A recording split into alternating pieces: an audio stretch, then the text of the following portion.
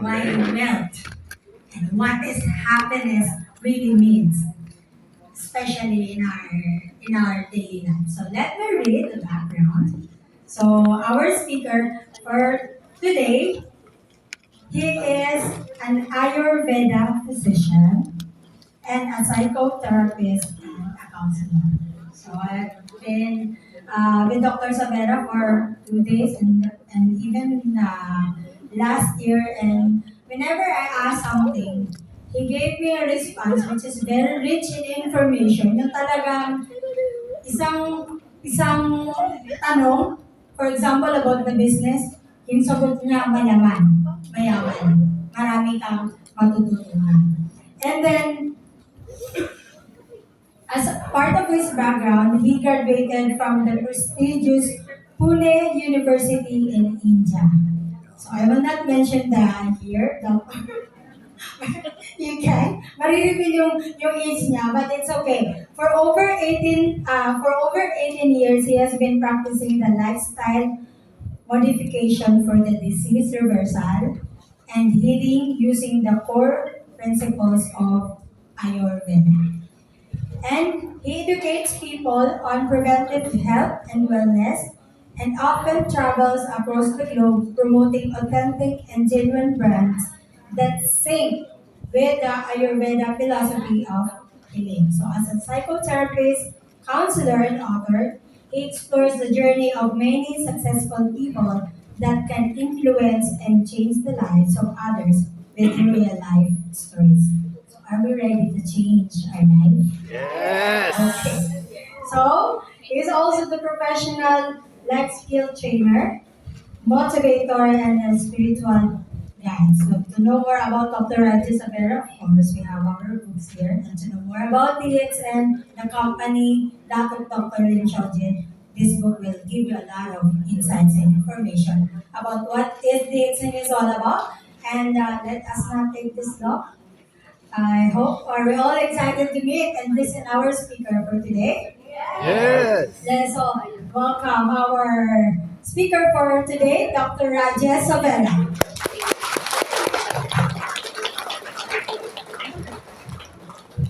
Yeah, thank you so much.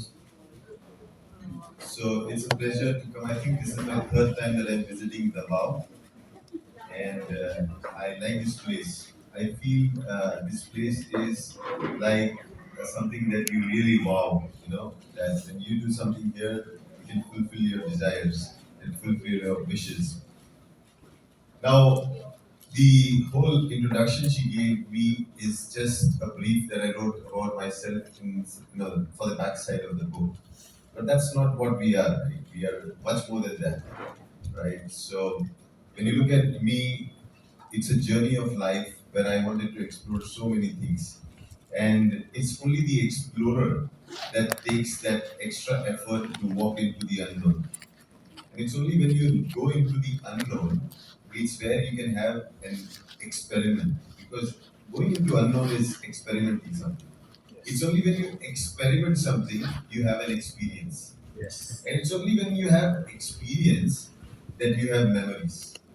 And it's only in memories that we live the rest of our lives. Right? So you can see people are so afraid to go into the unknown, or where that's the place where all the fun is.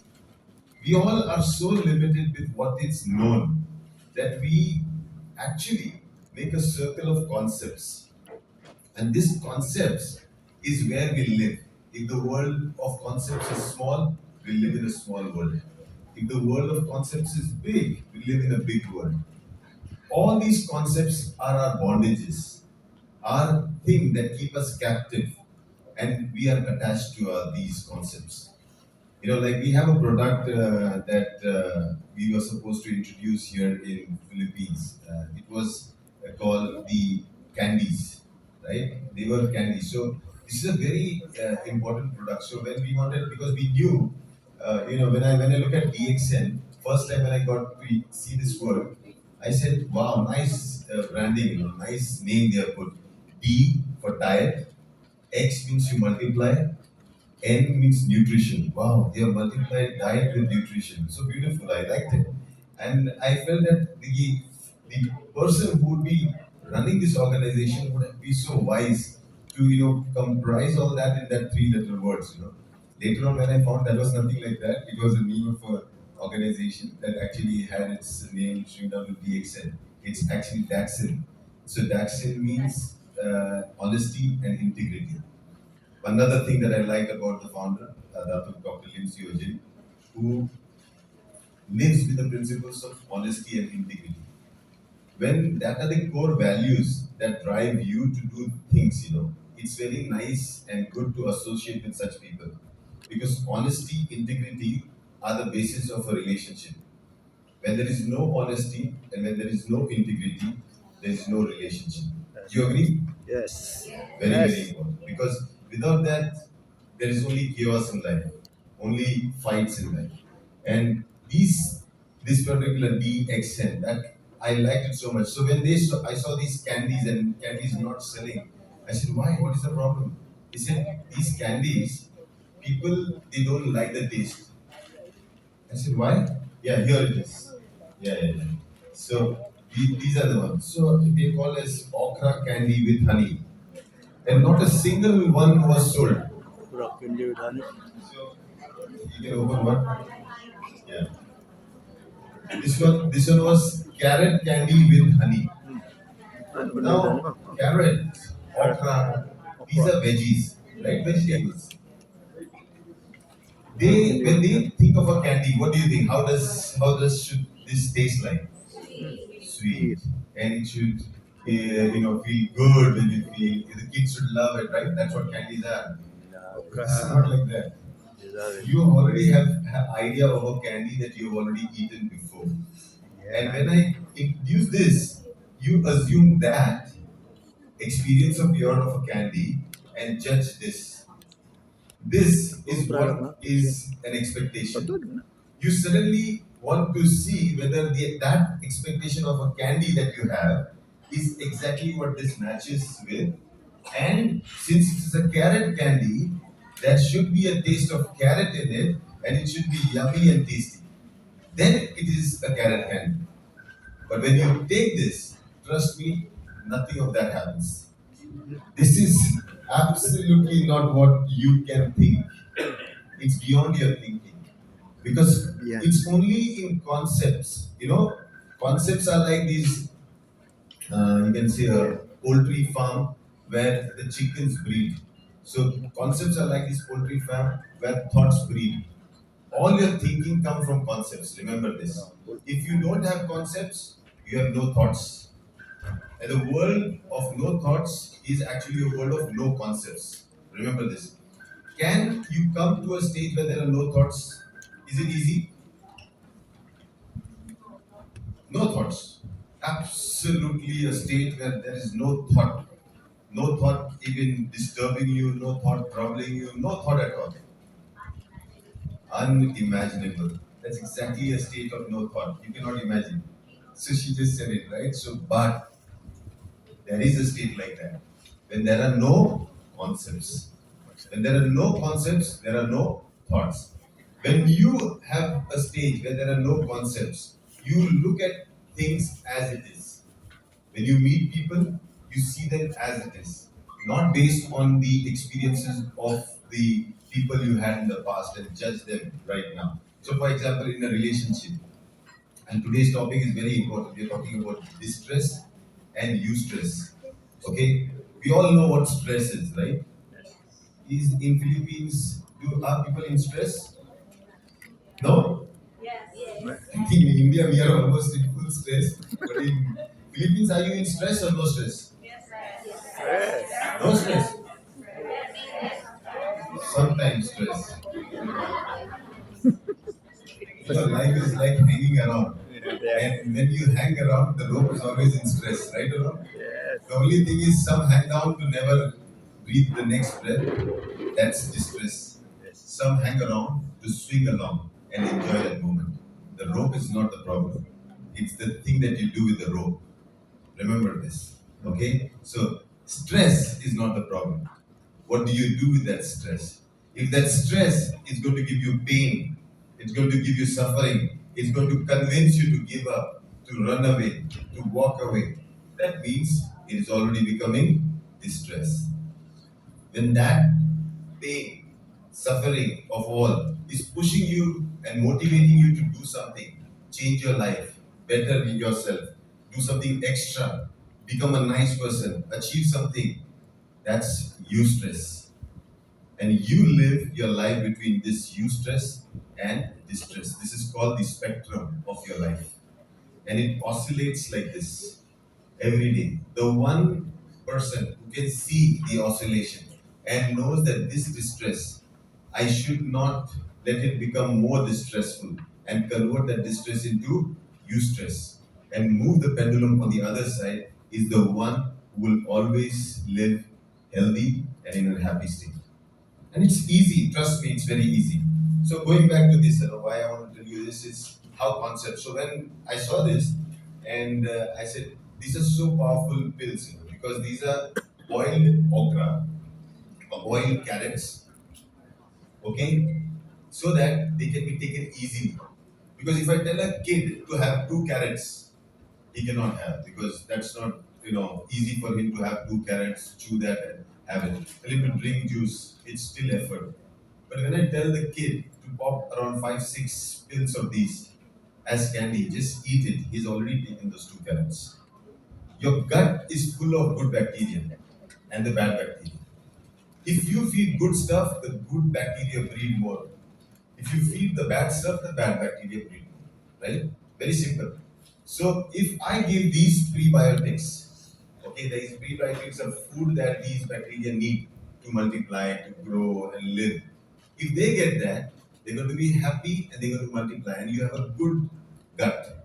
And if you have a good gut, good flora, you have your gut health improve. And when the gut health improves, your emotion improves. Do you know that we have two brains? One is up here, locked up, the most precious one in a skull. You know, I think the creator knew that this is the most important thing where people will use this the most, right? But when it came up to another brain, he knew that was here. He kept it here, but without any protection. Okay, he thought that this is where people will be always staying connected with, right? You always, when you have a requirement of money, do you reach the purse or you go to your locker to take out the money? Purse, right? So most of your decisions, you don't use your brain. You always use your gut feeling. Okay, so it's easy, easy accessibility, very short. So when the gut is gone for a toss, when the gut gets spoiled, the leaking, we call the leaky gut, wherein all the toxins start entering into your body, and then you have all the diseases coming up. Such a simple thing of feeding those good bacteria which live there so that they can give you all that you require, good emotions, good feelings. Okay, today people are popping pills because of hormonal imbalance, because of emotional problems. They have insomnia, they have anxiety, they have kind of distress. Popping a pill just to shut down all those feelings is not going to be the answer. You have to give something that your body needs, good food. And good food makes you feel good for sure. But not food for your tongue. That's a very small organ, right? You cannot judge good food with your tongue. It's going to cheat you. It will always cheat you. Good food is for the gut. You should always choose with some rationality the food that you put into your gut. So this was such a nice food that if you put into your gut gets all the good benefits. Carrots which children never ate, if they take these 5 pills, they will eat, their eyesight will improve, they will have better performance and all those things. Okay, and we had a list of all this, so we had okra. Okra has its own benefit, good for joint pain and good for the skin and all those. We had carrots and we had bitter beans and so many things we sent here in Philippines. But Yes. Philippines, not a one packet was sold, not one, not even one. I said, why? No, no, no, they don't like this candy. I said, this is not candy. This is wrong interpretation of candy. Okay, you are holding on to its name and imagining something else when in reality is totally different. You did not even allow yourself to get out of the bondage of name and form to go and check whether this is something beyond what I think. Many times people want to, associate with things, but the past experiences stop them by having new relationships. Right? Same is with organizations like DXN. We are there. DXN is into direct selling. We sell health food supplements. We sell. So when people come to us, the first thing is hesitation. No, because that concept of ours keeps us away from making a new choice. When first time when I was in my clinic, I was running a wellness clinic and a lifestyle changing clinic, So I had a very different approach towards my health practice. So after I and she from the same college, she was doing homeopathy, but very later, I'm pretty senior to her. So in 1999, I passed out from the same college. And when I passed out, I realized I've done one of the most foolish courses in the world. This is of no use because it all talks about prevention. And when you tell people about prevention, then nobody going to be sick. And if there are going to be nobody sick, how will you run my family? What's the point of having being a doctor? What's the point of being a doctor without having to earn anything from patients? No point, no patients. So I said wrong profession. Okay, then I had challenges in choosing my profession because purpose of life was very clear to help people. But I decided one thing: never make money from the sick, because any money coming from the sick will carry the energy of sickness in my family. And I decided that day that whatever happens, if I buy a chocolate for my daughter, it should be the chocolate of wellness, not from the money of illness. It was a very difficult choice. My family thought I'm a fool because they were happy that I became a doctor. They opened the clinic, I shut it down. They tried everything. My father-in-law did the same. He thought he got a nice son-in-law. Now let us. My daughter is settled. She'll get a nice, well-earning doctor as a husband and run a nice clinic and live a good life. I don't do that. I go into doing something else. I go into working in the call center. Okay, I go into working into the health insurance segment. I'm doing something which is exactly opposite of what I studied. Because I thought that when I studied for the 5 years, I never needed any medicine, not even the stuff that I studied. It was all about discipline. If I realize and I understand and I can teach discipline to everyone, I think we will never need any kind of medicine in our life. Okay, and that discipline is the most important thing that needs to be taught. And that's where I started my lifestyle modification clinic. So when I started it, I remember I went and founded a place and I wanted to start it in the city of Pune that I live. And my friend had his own clinic in the same class. He had a clinic just 2 blocks away. And when he had this clinic, he came to me, "Hey, don't come in my region. Like in doctors also we have a region. So this is my region. Like you have lions and all these mark their territories. Doctors mark their territories, making sure that nobody enters into their territories. So my friend comes and tells me, don't come in my area. Don't do this in my area. I said, no, no, no. I'm not going to do what you're doing. It was surprising, right? We pass out from the same college, and I'm saying that I'm not going to do what you're going to do. So you can see the perspective was different. I said, I'm going to help you. He said, how? I said, you're my friend. I'm going to help you. He said, how are you going to help me? You're coming next to me. He says, wait, you'll see. Then I make a big board. Okay. And I copy exactly what his board was outside, that this clinic is for the treatment of this. Okay. I just take that board and say, your clinic board I'll put here. Okay, and give the address that you can go and see him there in front of my clinic. But if you don't want to suffer from any of those diseases, you can meet me down. I'm here. I'm in the prevention segment, he's in the illness segment. Okay, we divided our roles. Trust me, there are people who used to come to me, we used to chit chat as a psychotherapist, I used to help them and guide them to clear away their concepts. Because illness itself is a concept. If you think at the mental level, diabetes is nothing but a mental concept. Okay, the day that concept is shattered, you start healing. So that's the most important thing. When we struggle in life to make money, and we are still struggling, that struggle is the concept. When that concept breaks, it's then when you really become free to earn as much money as you want. In relationship, if you're going tough in your relationship, It's still a concept. When the concepts are broken, your relationships ships are mended. This is so important. And when I realize that everything is the mind, and if I can get the mind to understand what it is, and then through that mind bring about the change, it's like now suddenly your car has a driver and you can tell it where to drive.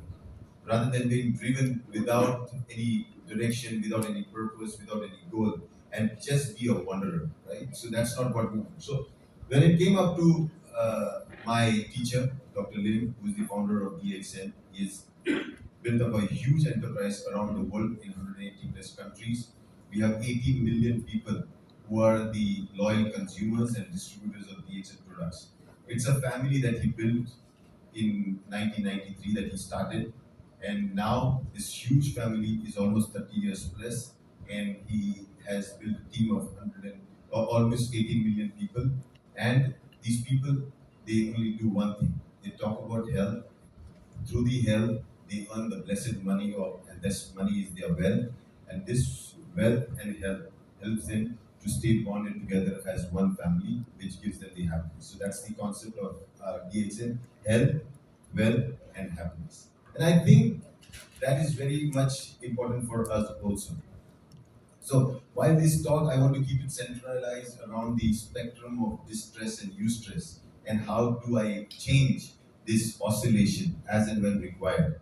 Sometimes you're in so much eustress, in so much euphoria, in so much goodness that you don't even realize you started to sow the seeds of distress. You know, like, for example, happiness itself sometimes becomes ecstasy, and ecstasy goes beyond that. It starts to now go towards that situation where distress starts coming in. So you have to know where is that right, spectrum where I have to oscillate in the right way, and that balance is what we have to seek, and that can be sought only and only if you know what the mind is. I'm sure all of you all have a mind here, right? I hope you don't mind me asking you that question. You have or you don't have? You have. So Tina confirms she has a mind. Are you sure? All of you? Yeah. Do you have a mind that is full of thoughts, full of ideas, full of concepts, right? So you all are mindful. It's so easy it is to be mindful. Why the hell that people go and practice mindfulness? You understand? Because, you know, it's easy to say that I have a mind. But when I'll ask you the next question, where is it? It's the most difficult question to answer. Do you know where your mind is? Sometimes your mind is on the goal that you want to achieve. It's not here. It's there. Right or wrong? Sometimes your mind is on the guy that you like. He's taken away. You're sleepless because the mind has gone wandering out there. Right or wrong? Yes. So where is your mind? Is it inside or outside? Inside. She says outside. So if it is outside, when you are worried, why do you go in a corner and sit and say, what is happening? Then you're talking to whom? Your own mind, right? Yes or no? So is it inside or outside? Inside. It oscillates. Huh? It oscillates So that's between the in of you and the out of you. Because the world that you see, experience, okay, is also your world. Because this world exists until you exist. The day you cease to exist, the day you stop, breathing and you're dead, do you think your world exists? It's all over. Who knows what is there after you have gone? At least you don't know. Others are still living their world. There are billions of worlds in this single world. Everybody has a world. Right now, everybody has his own world.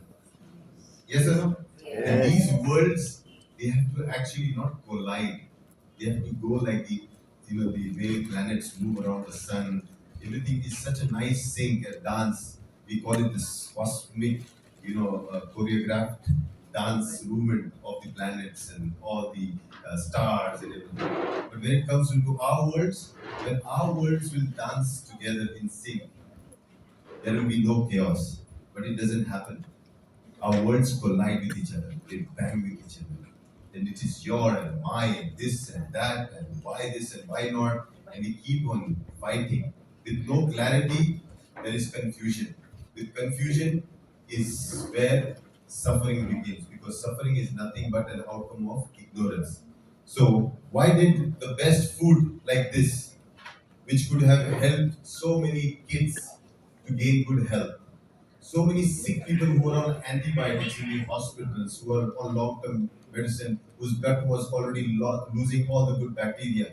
They could have been fed this. They cannot take a kg of okra. They cannot take a kg of carrots. But lying on the bed, maybe they are going through chemotherapy or radiotherapy. A good food like this would have just fed all those bacteria that was needed. Why did Philippines miss on this for 8 months? Not a single thing we sold. Why? Because of ignorance. Ignorance. Because I did not know. Because why did I not know? Because I did not ask. Because why did I not ask? Because I thought I know. You understand? One who knows, he will never ask. One who asks is wanting to know. So to question is the journey where knowledge starts flowing through. When we stop questioning, we think it's all over. And trust me, it's all over. Because learning is a continuous experience till the last moment of your life.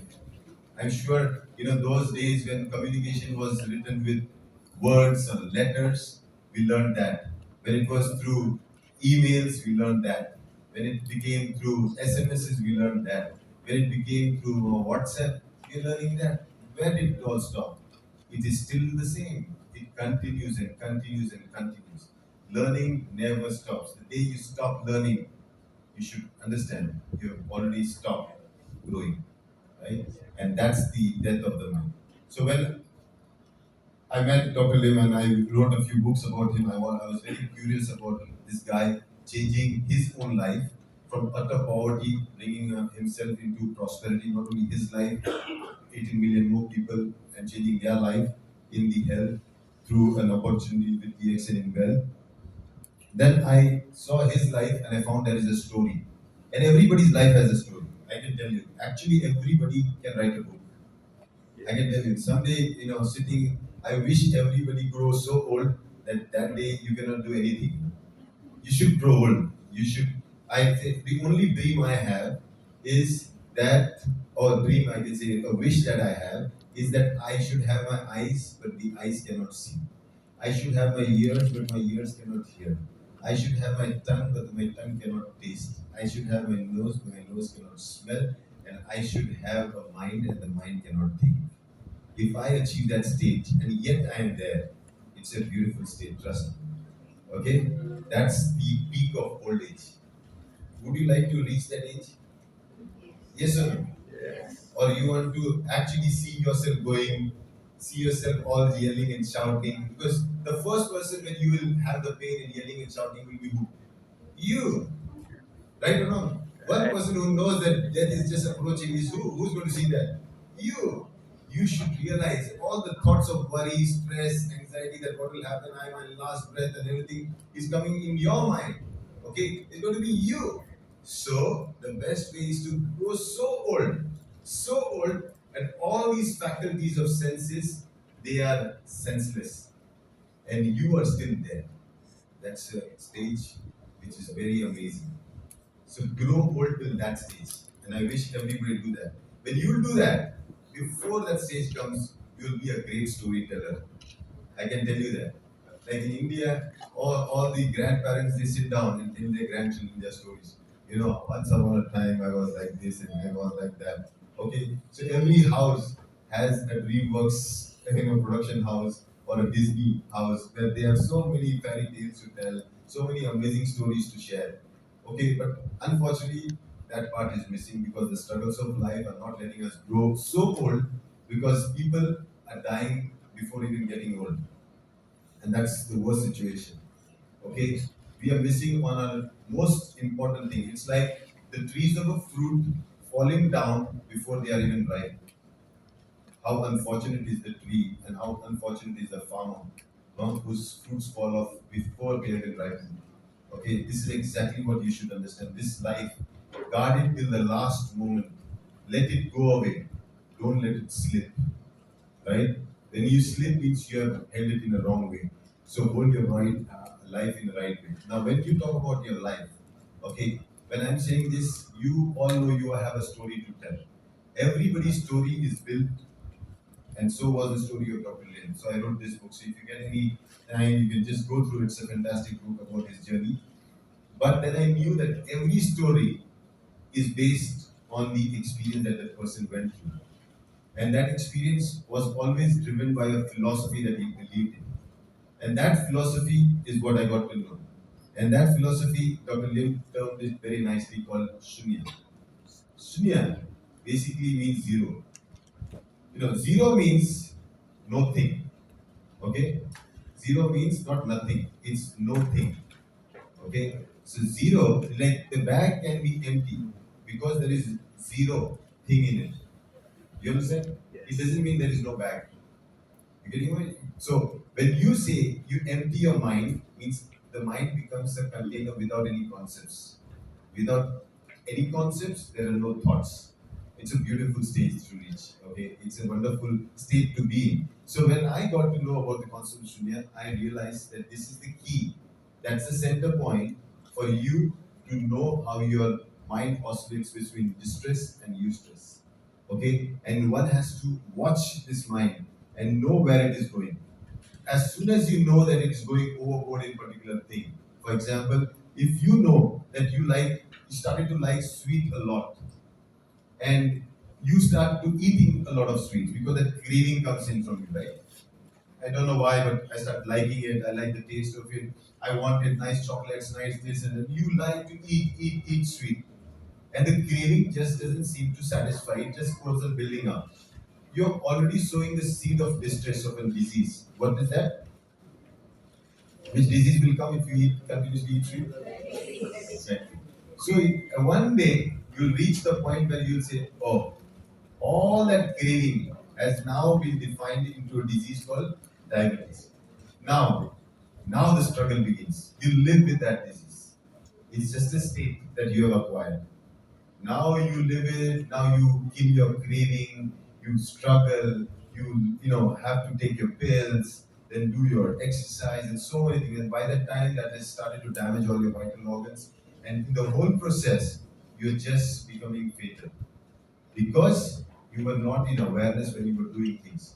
If you knew the art of moderation, if you know the art of keeping things in balance, you would never ever go overboard. And you would never actually go into that extreme where suffering begins. The beauty of a swing when it swings is that it takes you to the high, it takes you to the low, it takes you to the high, it takes you to the low. But always remember, it goes to the center point where it is not high, not low. That's the point you know that if you are satisfied with all the fun that you had on the swing, you can stop and get down. Right or no? But people don't understand when they live their life, they want to enjoy things, they want to do things. They drink too much. When they smoke too much.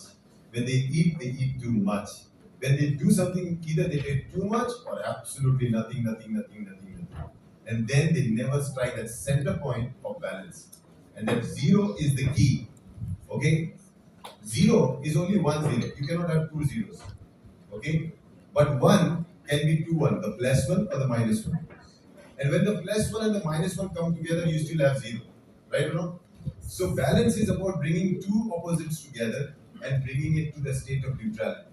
And that is exactly what I'm trying to tell you about your life stress is the beginning of your journey into eustress, into a good state where you can transform yourself. Like a caterpillar keeps on feeding on the mulberry leaves to the point he's satisfied enough to say, "Now stop. I will hang myself and take out everything that I ate," and builds a cocoon around it with the silk that it throws out. Right? And then inside the cocoon, what happens is magical. First, it was eating, eating, eating, eating, eating. Then, in the second phase of metamorphosis, it was not eating, not eating, not eating, not eating, giving, giving, giving. And was first it was moving, moving, moving. In the second was just hanging around, doing nothing, nothing, nothing. After some time, what transformation happens is the same crawling caterpillar now gets wings, becomes a butterfly. Right or wrong? See the beauty of nature. The same mouth that was eating leaves is being upgraded with proboscis to go and suck the nectar of flowers. Upgrade, sir. Nature upgrades those who know how to swing between the bad and the good. Nature upgrades those who take the tough and the not tough. Those who can swing will enjoy this life's upgrade. So learn to not be attached to things. Learn that life will put you, push you, will shake you, will move you, but go along with it. That's the dance. That's the beauty of it.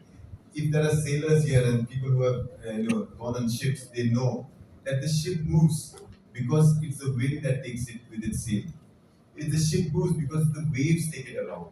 It's not the propeller and that's going to take that. That's going to be a lot of effort. You need so much oil, you need so much petrol, diesel to move that ship in the sea.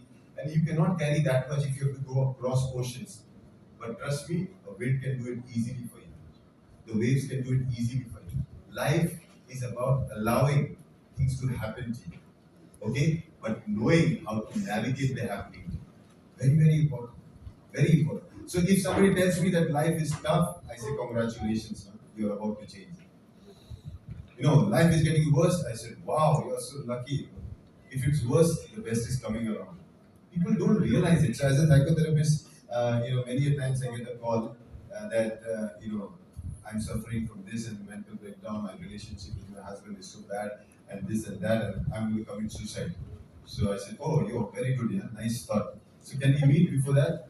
She said, yeah, yeah, so I always like people who tell me that they want to have a suicide, because the fact that they know what to do is the exact fact that they are not going to do that.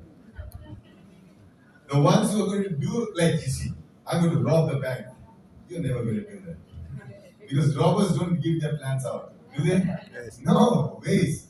Murderers don't give their plans out that they're going to murder someone. It's always a conspiracy that they build around themselves. The mind that is open is never going to do something that is hidden. It's always going to do something that is open. So when they call me up, I know this is the most easiest of the cases to handle. Okay? So it's the most easiest. So I just call them, so let's catch up. So they call me up and then I say, okay, where to meet?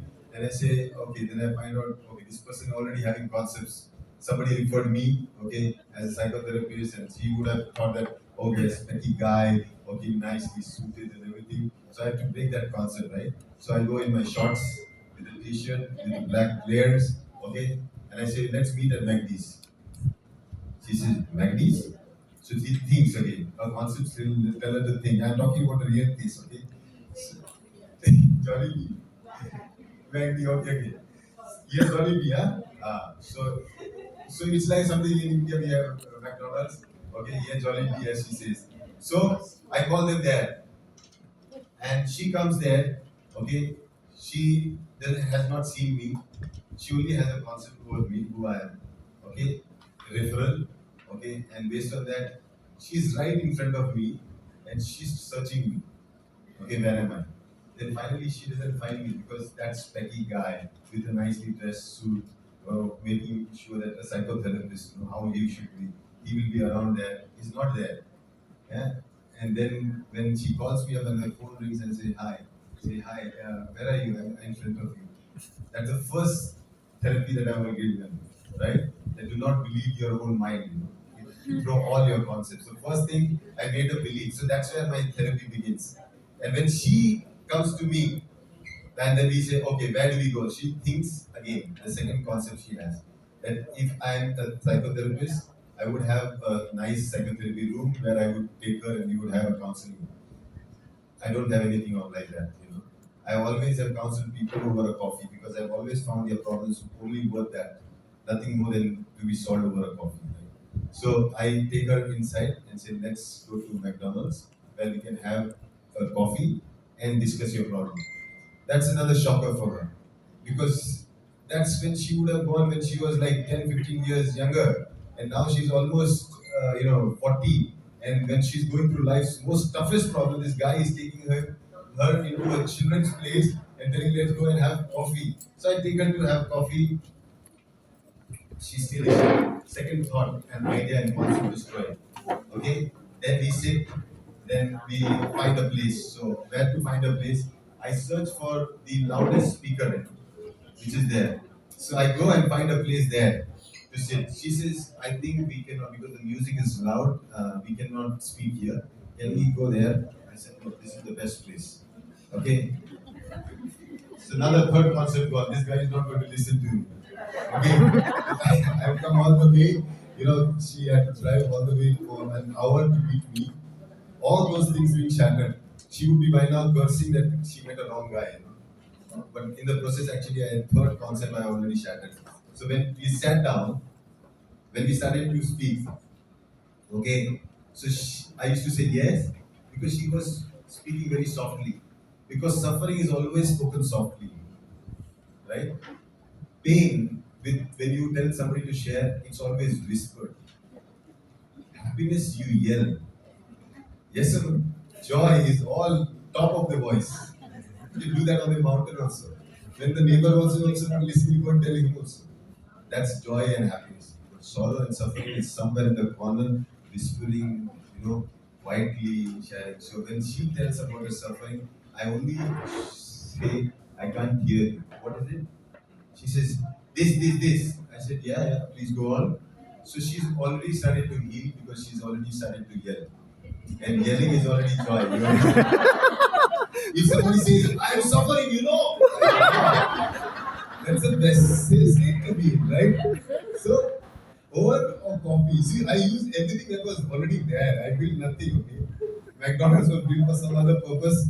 I'm using all the resources that is already in my vicinity, whatever was available, and I end up counseling this person, and then within no time, I see a problem, and actually, I do not hear a single word of hers. But I make her feel, wow, she's been heard. Okay, and says, yeah, all this, oh, no problem, nothing's going to happen, blah, blah, all those things. No, I feel like committing suicide. I said, what? I feel like committing suicide. Loudly. And nobody says that. And I said, okay, yeah, good. When any plans? Do you have any idea? Have you written down? You should, do you means what is the plan? Are you going to hang yourself? You're going to cut yourself? Anything like that?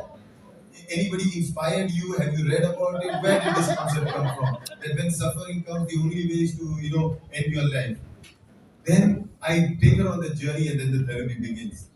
By the time we finish the 45-minute session, it's time when she's already started to feel good with me, we stop the session. Because that's where attachment comes in. We stop the session, say, I think we have to go, I have to go. She's just starting to feel good, right? And it's like when you started to feel good, the person is saying it's time to go. So this leads us for the next therapy session where that is the reason why they come for the next time.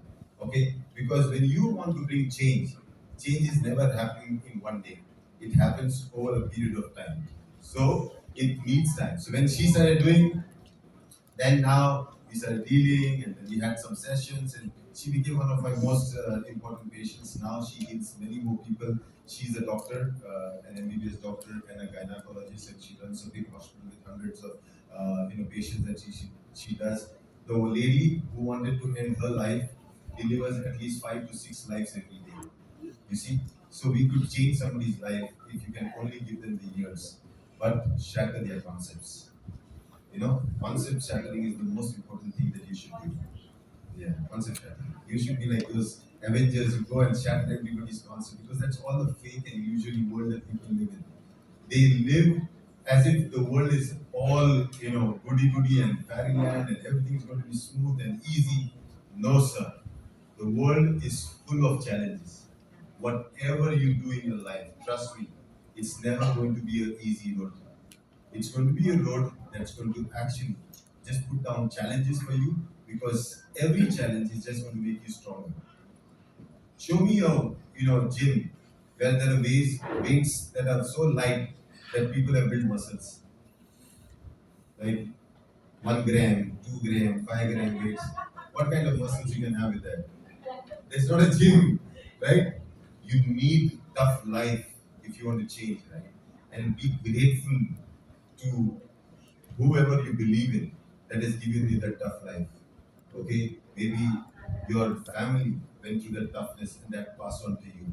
Maybe a relationship that you went into and you went through the toughness. maybe a business that you went into and that went into toughness. Every tough thing only and only made a better person of you. If you stayed with it, if you actually worked with it and found the way to balance it, that's the most important thing. You cannot go to the gym and lift a 100 kg weight. It will not even you cannot even lift it up. But when you started with 5 kgs and 10 kgs and 15 kgs, one day you will reach to picking up the 100 kg. So same is with life. Your life problems can be worst, but trust me, if you know the journey of how to deal with it, you can convert all your distress into eustress. Okay? And oscillate between making those eustress where you feel all the attachment and your expectation back to the state where distress comes in. And then again you go and put it into eustress. This is your journey of life. Don't be in a comfort zone. Okay, let the swing be there. Let the swing between distress and eustress happen. That is the real thing that brings about a change. So I would like to take you through this third book, that is DXM, the network of diamonds. So when I understood Dr. Lim, I understood the fifth principles of Shunya, and that is a beautiful practice for this, okay? Because the mind can only change if it is conditioned. Okay? So if you do not condition your mind to remain still, it cannot remain still. And a mind that is still, whatever it does, it's all good karma.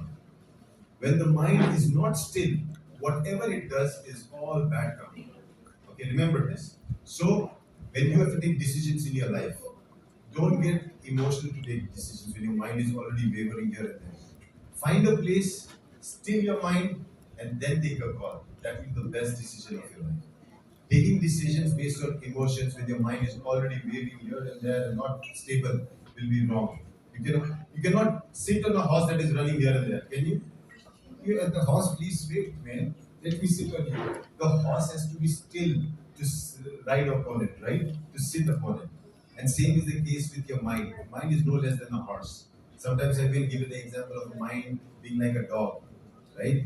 You see in the city, when people have a lot of dogs. I don't know whether you have in Philippines people have dogs as pets. You have? Yeah, then they have different breeds. So they carry that. It's a nice pride thing, right? In the morning or evening, they take their dog out for a walk. Yes or no? Have you seen that? Next time if you haven't seen, you just spend some time, sit in the corner and watch people do that. Okay, I've done that. So they take their dogs out for a walk, and I watch at that scene. I see who's going for a walk. Is it the dog that is going out for a walk, or the man that is going out for a walk? Who is taking out? Because it's the dog that goes here, the man goes there. It's the dog that goes there, the man goes there. The dog stands here and near the tree, the man has to stand there to do his job. Okay, then move here. Is that man free? No. And if the dog is barking at somebody, right? It has to manage this dog. That's not life. Where if your mind is like that dog, moving here, you go there. Moving there, you go there. It's fighting there, you're trying to restrain. Don't do that. There are people who have dogs, but without a leash. They hold it with a stick. Have you seen that? If not, you find out. There should be somebody here also. They have these dogs, okay? They never have a leash tied in. He walks like this, the dog is walking behind him. Okay? He stops down and he meets somebody and wants to talk to him, he'll talk.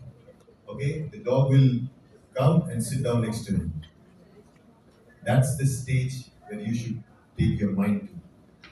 When you are engaging your duty, your mind should rest with you at that little act of yours. Okay? Not push you here and there when you're doing things. This is the art that you have to train your mind. And these dogs, right, the ones that I'm talking about, who can actually sit when you're talking without a leash, do you think they are not trained? They're definitely trained. The ones that are pulling, definitely they are not trained, right? The ones whom you need a leash, you need to tie up, you need to pull them, they're not trained. But the ones who are trained are unleashed. So a mind that is trained is an unleashed mind and has the potential of doing amazing things. But a mind that is not trained is a leashed mind. It's a mind that is attached and has very limited things to do. It will drag you through the problems of life and give you all the suffering. And the one which is unleashed, the mind will take you beyond your expectations. Right? So remember this. How do you unleash your mind? Is through a practice that has lived for 2,500 years. And I'm sure Athena would have been running these programs. How do you run this? These are 7-step module in which we train your mind, your dog, if I don't say. And trust me, why do I say dog is not to believe in the mind? Because dogs are most faithful. Your mind will serve you, not somebody else. Remember this.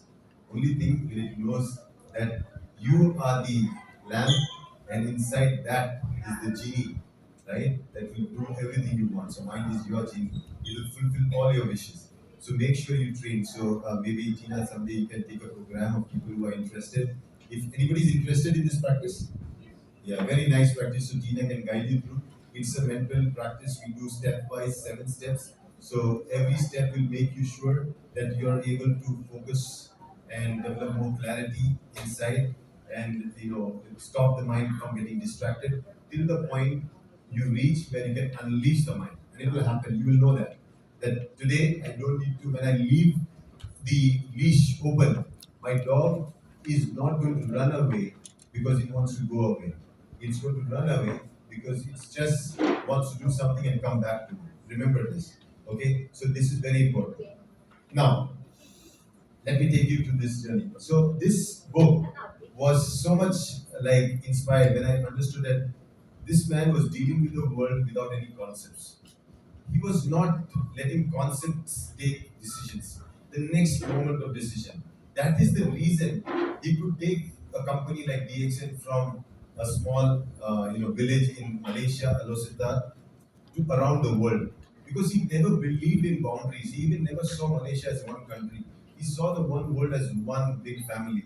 And he always believed with that concept that I could do this business everywhere with everyone, and for everyone I can give an opportunity.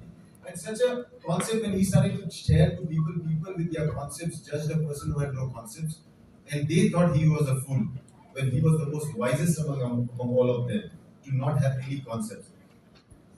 So this basically book is inspired from the world's first printed book, which lies in the British Museum. It's called the Vajra Chedika Pragya Paramita Sutra. It's one of the first books that all the businessmen, you can say the trade people, used to use when they used to travel, because they knew that when you're trading, you're entering into a unknown zone. When you do business, when you do your sales, you go into an unknown area. How can you walk into the unknown? With definitely fear, anxiety, worry, stress, they all come when you have to walk into the unknown. But these all are born because of concepts. So this book shatters all your concepts. And that was so amazing that I realized that he could build an empire based on non-conceptual thinking. Now, this non-conceptual thinking is the source of your transformation. So, can we go to the next slide? Yeah, so I'm going to take you through 12 points of the chapters that I have mentioned in the book. Okay, simplicity is the path to true abundance. People always believe that, when you want to have a lot in your life, you have to do a lot of things. No, you have to do things simply right. Right? When you do things in a simple way, you can do it again and again. If things are simple, you can teach it to others very easily. When things are simple, they are with less flaws and less mistakes. Simple things can be accepted by everyone. Simple people are accepted by everyone. Simplicity is where your abundance comes from. If you want abundance in your life, you should learn to live a simple life. Now, simple life, yesterday somebody, when I was telling this, started telling me, so is like wearing simple shoes and simple shirt and pant and living like a poor person simple? I said, no, that's not simplicity, that's poverty. There's difference. Okay, that's poverty, right? When you can afford something good dress and you can wear something nice, that's simplicity. When I can afford to buy a jet and I can fly from one place to another, and yet I want to go on a horse and say, I want to live a simple life, horse riding, that's foolishness. That's not simplicity. Okay? If you can fly, fly. You've got wings, do that. If you can run, run. If you've got legs, do that. If you can crawl, crawl. It's all yours. But to accept what you have and showcase that reality as it is to the world is simplicity. Understand this. So simplicity is where you can actually program your mind. So how can you do that? So when you program your mind, let's see for example, how do you program your mind with abundance? When you have limited resources, when you see that limited resources also as abundant, then you are actually leading a simple life with abundance. For example, I have a two-wheeler. Okay, I don't have a four-wheeler. Okay, but I accept a two-wheeler as the best thing, the most important thing in my life, and I have that, and I ride that everywhere, and I'm happy with it. I'm already in the stage of abundance. When I will receive more, maybe I'll be able to upgrade myself to a car. Then I will go in the car and I'm as happy I was in the bike. And then actually people will see how simple is he. Because they will see me upgrading myself but in a simple way, not being extravagant. Actually showing what I really am. And that's what will actually create abundant mind. A mind that will accept everything in abundance. Okay? Abundance is something like what we say relative. It is your state of mind. Something that you can think, like a glass they say, you're half empty or half full. Right? Being optimistic or pessimistic is a state of mind. If you can see something full, even though if it's half, it is half full. If you want to see something empty, even if it's half empty, you can see it's empty. It's the way you look at things. There would be people, whom you will meet in life. Okay, when you see the good in them, and then the bad in them.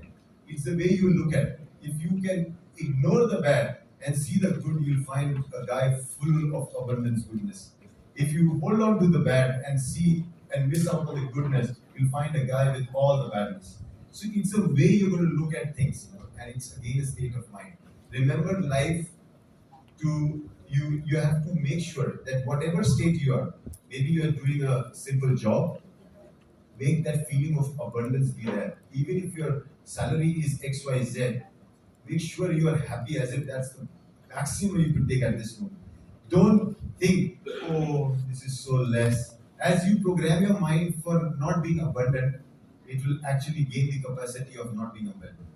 You have to say, wow, this much I made. Next month I wish more, but this time also I'm happy. And next time you make a little more, maybe a little hike of 10%. But that also is wow, that's a great hike, super high. Then you go a little up. Every time you create and program your mind in abundance, the mind is super happy. Remember the dog? Once it gets happy, it does the job again and again. Yes or no? Yeah, you feed him one. Oh, yeah. Okay, can you do this? Yeah, you can do. Not only walking around, you can go and take a newspaper for you and bring it back to you. You can run all your errands. The same dog can do wonders for you. The same is with your mind. Okay, program it for abundance, and that's true simplicity. Let's see the second point. Virtuosity is the architect of prosperity. Being virtuous, being good in what you do, means especially your dealings. So when we talk about, we have this called five good principles that one what makes one a good human being. One is we shall not harm anyone. Is that good? I think that's good, right? Harming somebody is not the way we will call a virtuous behavior. To not harm anyone, including yourself. Okay? Now, when I say everybody means including yourself, don't miss out on yourself, right? Otherwise, it will be like the guy who wanted to count how many members he had, and he counts 1, 2, 3, 4, 5, 6, 8, 7, 8, 9. The 10th one is missing. Okay? The 10th one is you. Okay? So, whenever I say you, means including you also, right? So, virtuosity. So, we shall not harm anyone. Second, we shall not take something that does not belong to us. Is that okay? Makes sense, right? Third, I shall not disrupt the harmony of the society or anyone's family. Is that okay? Yeah, makes sense. Fourth, I shall not make false claims, not exaggerate, not gossip, not pass comments. Is that good? Fantastic. And I shall not intoxicate. Now, intoxicate means lose my sense of my own being, right? That I'm in a helpless situation, but I seek help to walk, to talk, to be. right? I shall not intoxicate with ego, with attitude, with position, with power, with money. Is that good? Yes. These five qualities are what make you virtuous. And you know, when you find a person like that, would you like to be in a relation with this person? It's so easy. Only you will die to deal with a person who is like this because you know you're safe. But if the guy is the guy who says, I like to harm others, I like to take something that does not belong to me, but I love that. Okay, if the third one says, I like to disturb the harmony, I want their family disturbed. You listen to the this guy is like that, and then like keep on, backbiting and giving all the complaints, and he's continuously intoxicated and doesn't know what to do. And he says, let's do a deal, guys. Let's go and sign this deal together, you and me. Would you sign the deal? Yes or no? Yeah. No. At least, even if this says do it, God will say, don't do it. Right or wrong? Yeah, because you know that's a foolish decision. What he's doing with others, someday he will do it with you too. Right? So, virtuosity is the architect of prosperity, and prosperity happens when one and one come together.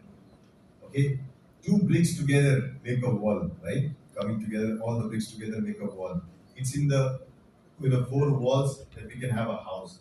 So prosperity begins by things coming together.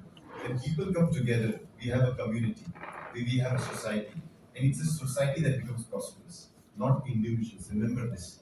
Okay, so when you have to become prosperous in life, remember to keep a nice circle of friends, a nice circle of family, a nice circle of your colleagues, business partners, everything you can, so that this circle of yours, this little gang of yours, can be the reason that you are prosperous and they are prosperous. It's always mutual. Okay? So be that architect. An architect works not directly on the ground, he works on what? On paper. Right or wrong? He first designs. Start designing your own prosperity. Start putting down your plans, listing down your things. Make a vision board of what things you want. Because an architect makes the plan first. Okay, keeps it so that the engineering mind can start working on it. So because the mind is like an engineer. Once it gets the diagram, it knows what to do. You getting a point? So it's something that you can definitely do. Virtuosity is the architect of prosperity. Let's take another one. That's fine.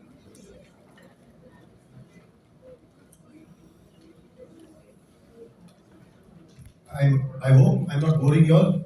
Interesting? Yeah. Yes. That aspect of your mind, because what you're actually learning is all about the mind. Because mind is not something that I can pinpoint. Mind is with qualities. And these are the qualities of a mind that is yours. Okay? So now let's go to the other one. In non-attachment, we find true freedom. Everyone here seeks freedom. Everybody wants to Yes. be free. Okay?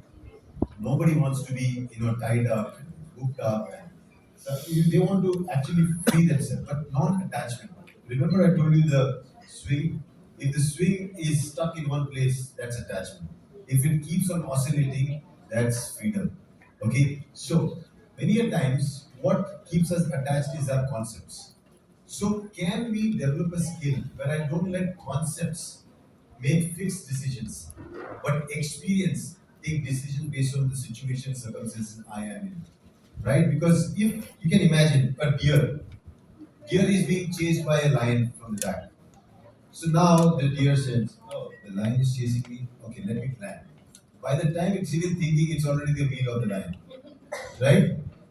There's no way when life strikes you hard, when there is somebody chasing you behind, you have no time to think. You only have one thing, that is to act, right?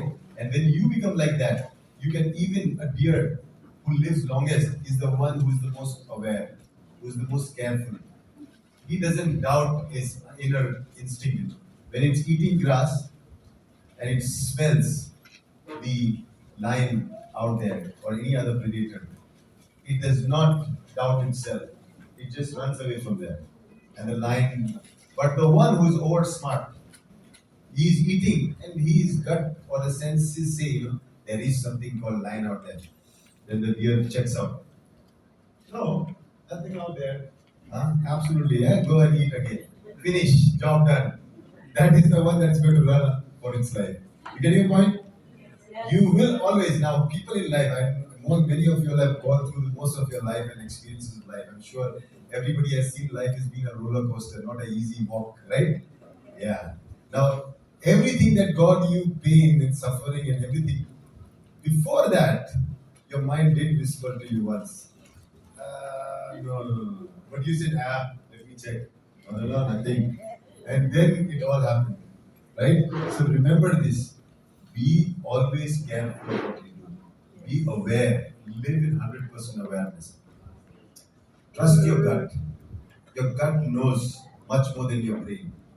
Okay, brain is rational. It needs reasoning. It needs thinking to decide. But the gut works on feelings. It works on sense, and senses are more powerful. And that's why the mind is called the sixth sense. This is not me who's saying this. The ancient texts say 2,500 years ago, along with the five senses, we have mind as the sixth sense. And if you really want to get your sixth sense active, you need to make sure that your mind can remain still. Okay? And here, when your mind is still, it is not attached. It's only when it is attached to any of these senses, like your taste, your smell, your words, okay, because all your experiences come from these five senses, right? Like the again going back to the candy. What stopped you from taking this? You know what? Those five senses. It's not sweet. No, it's not got a texture. The feel is not good. No, no, no. What we have heard about the candy and what candy is this? No, no, no. What we have seen and what this is not matching. All those five senses had already decided that because the mind was attached to that, they were not free to make a new choice. Right? And people who don't actually make a new choice, they are the ones who live in the past. And the ones who live in the past live a life that's worth a graveyard, right? You should live in the present moment. And the present moment is without any concepts of the past. It's purely and purely to be aware of what experience I'm going to have at this very moment, right? Nature does that. Okay, every species, even after a deer that was chased and had saved his life, when it finds that everything is okay, there's no more lion chasing me, it doesn't hold on to my goodness and go and oh my what a dangerous ride it was. Now I'll never go into that area, very dangerous area, never I will. Doesn't do all that. So you watch National Geographic, it will be the best teacher. It goes up, he says, the guy has stopped chasing me, no problem. Starts eating again. Changes like this in a split of a second. No more stress, no more worry. But what happens to us? That guy told me this, my goodness, the whole night you'll be worried and stressed and strained. As if that guy has already gone, the story is over, but you're still holding on to it.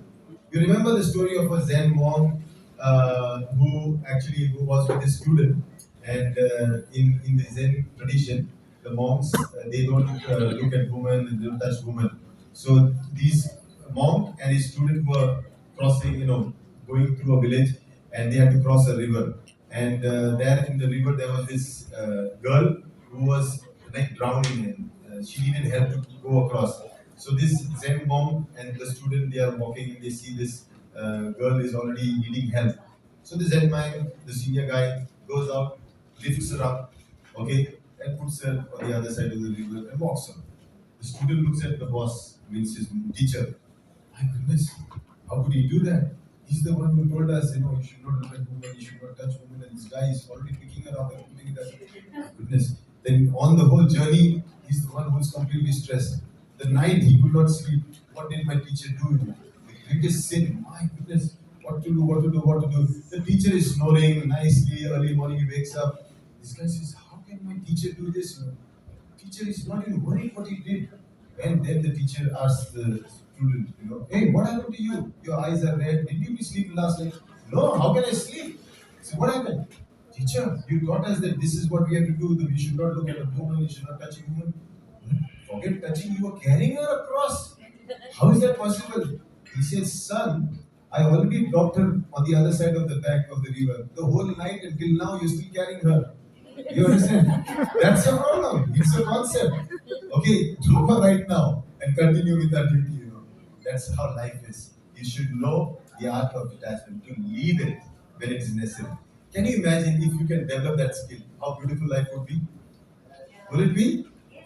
beautiful. Trust me, it will be most amazing. You know, when a fruit ripens on a tree, okay, when it actually becomes too ripe, when the wind comes, it shakes the tree. The tree just drops it. It doesn't care. It says, fall down. I don't care. If you cannot hold on to it, just go away. Same is why can't we do that with relationships? If somebody doesn't care for you, somebody doesn't value you, somebody wants to go away, has already become so sick and tired of us, let a little storm and wind come and let them go away. It's okay. Right or wrong? Let them. That's the key. That's the key of letting go. That's the key of detachment. That's the key of non-attachment. Understood? Okay? In the day you will become like that, you will be like that Zen monk. Zen monk. You know, you might carry things, but leave it when it is necessary. You might do things, but you will not get worried with those. And that is the most important skill we need to have in this world. When this world where we are getting so much influence, so much condition, so much stimulus, that we are getting bombarded with so much experiences, visuals from the phone, from media, from stories. And if you start getting attached to everything, you'll go into a chaotic situation. Your mind will be completely cluttered. It's like a teacher who comes to this class, and you have this blackboard where she's teaching physics and she writes all the notes. Then after her session is over, then the next teacher comes in, she teaches chemistry on the same thing that was physics. Then another teacher comes in, teaches biology on the same board that was biology, and then one other teaches maths, and then you have the English. And by the time the evening all the teachers have gone, you have understood nothing because everything was over editing everything else. You cannot live like that. Okay? You need to clean the slate after every class. Everything you should know that after a swing with somebody, come back to a point where there is steady. Right? I'm not telling you don't have swimming. You can have swing with many things in your life. You can try, experiment, but do not fall in them, right? Know how to come back to where you started it all from. Okay? So that is very important. Through teaching, we pass the torch of progress. You know what's the best way of learning is to teach. The more you teach, the more you learn. Every teacher has been a great teacher because it taught. If it doesn't teach, that person is not a good teacher. Remember, so always you should know the person who has a habit of teaching is actually the person who has a habit of learning. Because every student is a new thing that the teacher encounters, and that new thing teaches himself. Isn't that what experience is? Right? Every time when you can say a football player goes on the field and plays a match, every match has been his learning lesson. He has upgraded himself every time. Okay? Every sessions like this you attend. What happens? You come here to learn. But after you learn from here, what you should do? Teach. When you teach, when you share, you get. You actually start learning a lot of things. So it's very important that we teachers, right? You have to be those people who share what you have. And the best thing to share is knowledge. It doesn't cost you, it doesn't drain you. So the best example we give a lamp that is already lit. Okay? If this lamp can burn other lamps, did this lamp lose anything? You see one candle that is burning, and the other candles come and they burn with this candle's flame. Did this candle lose anything? No. But the room became more brighter or not? Yes.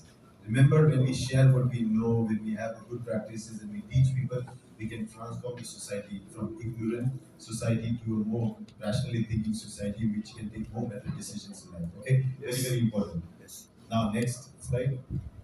In the realm of no preferences, true freedom resides. We live a life with preferences. We prefer this, we prefer that, we want this way, we want that way. All these preferences, they are the hindrance for you to actually experience freedom. When you have no preferences, you are bound to receive wonderful gifts because you don't know. Can you imagine you have a birthday, okay, and you call your friends, okay, it's my birthday, you can come in the evening, we have a party, but I prefer you bring this gift from me. I prefer you bring this gift for me. You tell everybody. Now when they come, will you be very happy? Oh, you brought, the gift. They just without wrapping, they'll just give you the gift. Will it be fun? No. But you invite them and they ask you, do you want any gift? No, buddy, no, just come along, and they bring you some gift Because you had no preferences, they give you some gift. How do you feel? Wow, you'll feel amazed. You'll be, wow, that present thing, that gift will make you feel so much more. And you will experience true freedom there. Otherwise, once you have preferences, expectation has already been seeded in you. And expectation is the root cause of all the suffering in the world. The people who don't have expectation, they receive so much. They receive so much from the world that they are just in that state of bliss and happiness, that they are completely in the mode of joy. And I think one has to understand that try not keep preferences in your life. Okay, go out into that world and check out what this world is out there to offer you. And once it is offered to you, if you like it, receive it. If you don't like it, don't receive it. So simple it is, right? When it gets complicated is when you also have a preference that everything I will be offered, I will take. That's also a preference. Don't even have that preference. When it is offered to you, and if you don't want it, don't take it. When it's offered to you, you want it, take it. You understand? Everything in life is about no preferences. So many a times when I go, even for food, I have this habit. I learned this and I liked it because this is Lao Tzu. There's a nice book of Lao Tzu. Yeah, Lao Tzu's book. Loves. Yeah. So Lao Tzu has quotes this: the one with no preferences achieves the path of freedom. Okay. So I liked it so much. So I liked it so much that I started to apply. Let me see if it really works. So when I went to all these dinners and lunches, so people used to say, okay, they used to give the menu card and say, what do you want? So everybody asked, what do you want? What do you want? I said, no, whatever you guys order, I'll just take something from that. It's okay. And these people used to put all the effort to order the best thing. I used to keep my plate empty. And all of these people used to order different things. And I used to take little from everything. And I used to get the best of everything that they have chosen without any effort. You understand? Because I don't know. And because I don't know, the guys will know they pick the best for me. Because they themselves are having the best. While everybody who ordered is only eating what they ordered, I am the one who's enjoying everything that everybody ordered. You understand? Yes. So this is what I learned and I started to apply everything. And so even when Tina asked me, what about your dinner, right? You asked me about what about your dinner? I said, no preferences. You can order anything you want. I'm okay to take anything. Now, she's in a problem. Is it to give him something little or to give him something more? It is her problem, not mine. You understood? She will have to decide. You can imagine, Imagine Aladdin rubbing the lamp and the genie comes out. What is your wish, my lord? Tell me, what is your wish, master? And the Aladdin says, I have no preferences. You can give me whatever you can. Now, that's a problem. The genie is being tested. Should I give him little or should I give him more? This guy is testing me, man. Okay, what do you think? What will the genie do? And he said, one minute, huh? You sit here. Okay, is this okay? Okay, I have no problem. No. Let me give you another one. Let me give you this, everything. Is that okay? I have no problem here. Oh my goodness, he's still not satisfied. Because no preference is no satisfaction. You understand? It's only receiving. You understand? Very, very important. And how easy it is to have no preference. It's the most easiest state. Do not make choices. Okay? Because if you don't make choices, you are the one who's going to receive something that you never expected. And that's what we call a surprise. Okay? And surprises are always and always wonderful. Okay? It's the way you look at it. Right? So remember this. Let's go to the next one. Flexibility is the key to resilience. Don't be rigid in life. Don't stick to things. Rigid things, when they have to be bent, they break, never to come back straight again. Why are you so rigid? What makes you so rigid? Like I am like this way, whatever happens, I will never break. No, don't be like that. Let the mind be flexible. Mind is like water, right? It should not become ice because ice is always crushed. Right? The day you become rigid like ice, you will be crushed. The day you remain flowing like water, flexible, you'll have the resilience to bounce back into whatever container life puts you and take the most beautiful shape of it. Right? So remember that keep that flexibility within you. But how to do that? Flexibility comes from, again, having no fixed ideas and concepts about things, allowing things to happen to you, allowing things. So when the water flows through, the mountains and everything, it has no choices. It just knows the next moment I can go here, the next moment I can go here. If there is an obstacle here, I'll move from here, I'll go there. If there is nothing coming here, somebody is blocking, I'll wait there. And the water can wait for how many hour time you want. It doesn't mind. Then as soon as it comes out, again it goes out. Right or wrong? Isn't that what we can do in life too? Why do we want our mind to be fixed and expect so many things from life? And it can be so flexible. If A has troubled me, okay, okay, finish. It doesn't matter. Go with B. If B it doesn't work, go with C. Life should be flowing. Okay, it should be always ever changing, and that's exactly what happens. Life is never fixed. Nothing is fixed in this world. Every moment is changing, and with that moment changing, you are also changing. Accept this change. Don't have things fixed in your mind. Nobody is going to be the same. You liked a guy, you liked a girl, and you thought that this person is going to be exactly like the way I saw him on day one, the way he promised me is going to be like that. No ways it's going to be like that. Things are going to change. Things are going to, change. You are going to change. That person is going to change. Situations are going to change, and every time, the only thing you have to do is accept that change and move on. When you can do that, that's what life's journey is.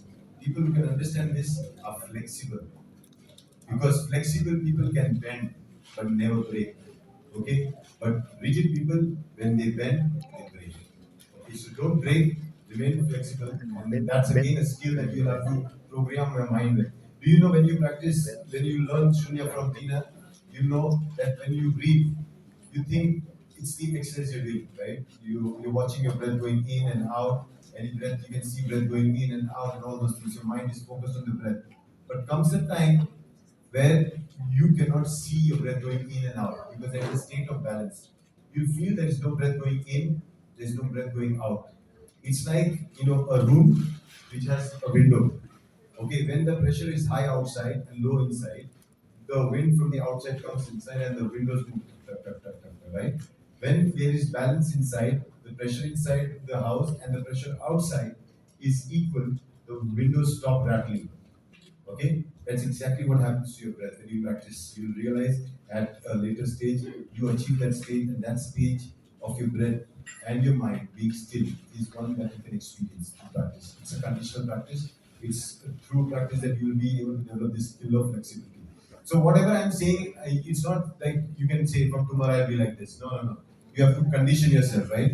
It's something that you have to program yourself into. Next, in sharing, we create a world of abundance. Again, another beautiful statement. You have to share. But for sharing, you need to have something, right? Only stuff that you have, you don't become Robin Hood, take somebody and give it to somebody. No, no, no, no. That's not what I'm saying. Sharing means have it so that you can share it. Knowledge, have it so that you can share it. Opportunity, have it so that you can share it. Okay? Everything that you will learn to share will definitely give you abundance. Miser people who do not share, they never have abundance. They have little that they think of a lot, right? So don't be a miser. Be one who is a giver. Giver of time when somebody needs that. Giver of knowledge when somebody needs that. Giver of guide when you need somebody needs a guide. Give, and you shall receive. Right? If you don't give, forget you receiving anything. Okay, so learn to share. And here, if you look at DXN was built on only one simple practice that I teach you today, you have to teach it to others. I give you an opportunity today, you have to give it to others. I give you an experience today, you have to give that experience to someone else. It's all about sharing. And it's only through sharing that DXN has now become almost a 3+ billion-dollar company listed on the stock exchange of Malaysia. So it's a big company now. It's a public listed company. Okay. Now built on the principles that I'm just teaching you. Selflessness unlocks the door of liberation. Be selfless. Okay. Greed will never give you anything. Okay. Greed is always going to be something that you're going to be selfish with. It will limit you. It will put you in a shell. And a tortoise that is in a shell does not swim. right? If you need to swim, you need to get out of your shell, your head out, your hands out, your legs out, then plunge into the water and swim freely, right? So understand this, that to liberate yourself, you need to be selfless. Selfless means doing something without expectation. Doing something beyond what you could even do is being selfless. People should start telling that this guy is definitely selfless. Because only selfless people are considered as liberated people. Okay? Selfish people are not. So when you want true liberation, you have to practice selflessness. And selflessness happens when you teach, when you share, okay, when you actually practice the virtuous principles of helping others rather than harming others. It's exactly opposite of that. Okay, I shall not harm will become I shall help and make sure that nobody is harmed. I shall not take instead that will become I shall give. Okay, I shall not disturb the harmony, I shall maintain the harmony. All those things, I shall not talk bad about somebody, will become I shall talk good about somebody. Okay, I will not intoxicate means I'll be in my senses and be fully aware always. So exactly opposite of that will make you selfless. And one can be selfless, right? And like a mother, can you imagine a selfish mother who has four kids and is only selfish about one? The other three kids will definitely suffer. Mother is never selfish with one kid. Even when she has four, she's selfless and she'll share among all four equally. And that's how you should be. We are human beings. And if we learn to support each other, we respect each other, we value each other, we consider each other as somebody like us, we'll understand that this is the best way to extend our support, our time, our effort, our energy in making that person's life as good as it is mine. Okay? That is very important. Your journey is your responsibility. Everybody want to pass the buck to somebody else. Okay, blame somebody else for what has happened in their life. No, sir. Whatever you are now, whatever is happening to you now, is only and only your doing.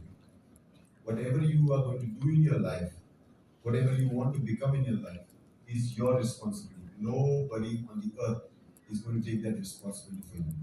I cannot study for somebody else to get good marks. Can I? Can I? No. Tomorrow somebody has even my younger brother has his exams tomorrow.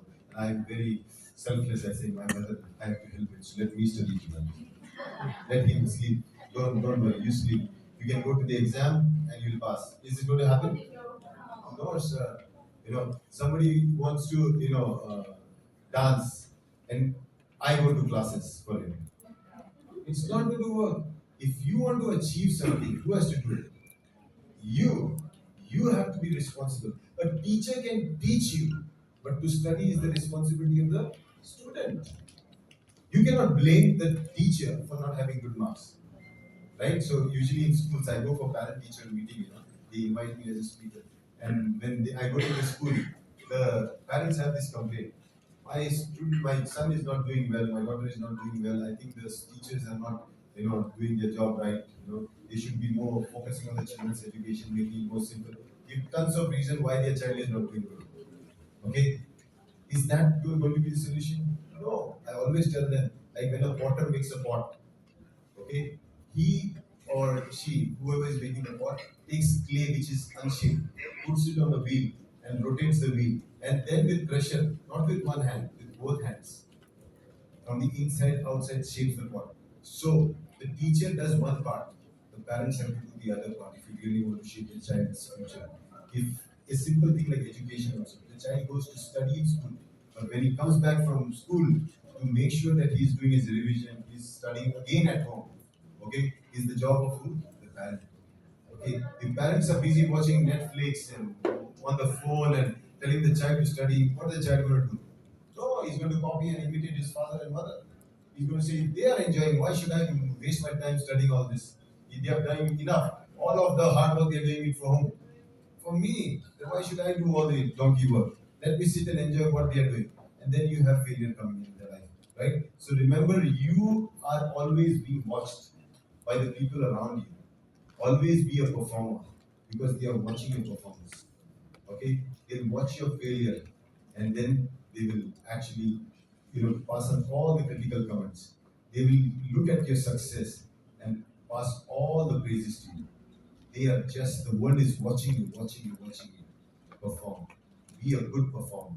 And that's why I say take responsibility of your own life. Don't leave it to anybody else, okay? Especially in your health segment.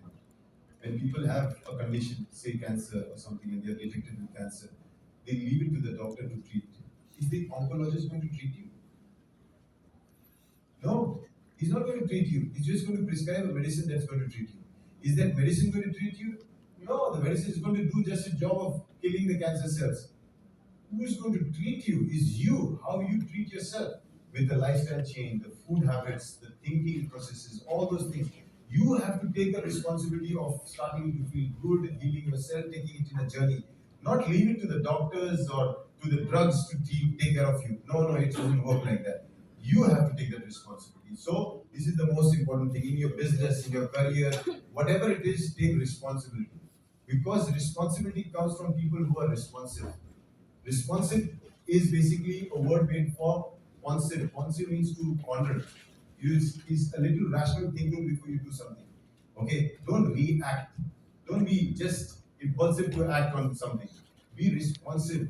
Use your little common sense to think whether this is right or wrong, whether I should do this or not, whether this is having any sense or not. When they launch the candies, should I take it or not? Ask these simple questions. Okay, don't assume things because assumption is the basis from where all the problems come. Stop assuming, right? Take responsibility. Patience is a virtue that leads to success. Patience. Patience is so important. But on the other side, that's the only thing that is lacking in this world. People want everything very fast. So yesterday we were discussing about the story of the monkey.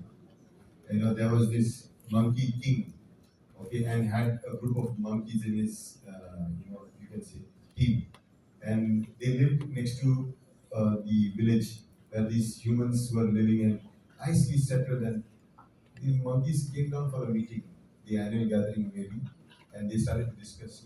We are still monkeys. We have tail. We have no clothes. We still jump from one tree to another tree, eating fruit from this tree to another tree. Look at those people. They have built houses. They are like us again. They also walk on two legs. They are everything. They are also monkeys, but they have evolved. And why are we like this still? On trees? They have their houses. They don't jump here and there. They enjoy their life. So let's do a critical analysis and find out what's the problem. Why is this species of ours not having the same luxury of that species, the humans? So finally, the committee comes up with a report, the monkey committee, and tells to the king, the monkey king, that sir, we have done an analysis and we have found out that these people they do something what we call farming. Through farming, they are able to produce their own food. We don't do that, sir. We actually only go and grab what is there for us. We forage while they cultivate. See, oh, is it so simple? Yes, sir. Did you go and find out the modus operandi, how they cultivate? He says, yes, yes, sir. We found out all this. We have a report on that also. So what's the report? He says, they take a seed of the fruit that they eat. They first enjoy the fruit. They collect the seed. They sow the seed in the soil, cover it, water it, nourish it. They get a tree. They take so many fruits from it. They again eat it. And they again put the seeds. How? That's a secret. Yeah. So we also eat fruits. We should do this. So the monkeys decide, okay, from now onwards, everybody is going to actually eat the fruit, collect the seeds. So they collect the seeds. Now they collect some seeds and say, now we'll plant our own trees so that we don't have to jump here and there. Our trees will always be there with us. So they go and now find a land where they decide this will be our land where we will be putting the seeds and cultivating it. So they put a team on a mission. They dig it, cover it, exactly what the SOP said, standard operating procedure. Okay, then one will go and put little water, everything done, fantastic. The evening, after all the hard work, they gather together. So how was the day? Fantastic, sir. We did this. Okay, report.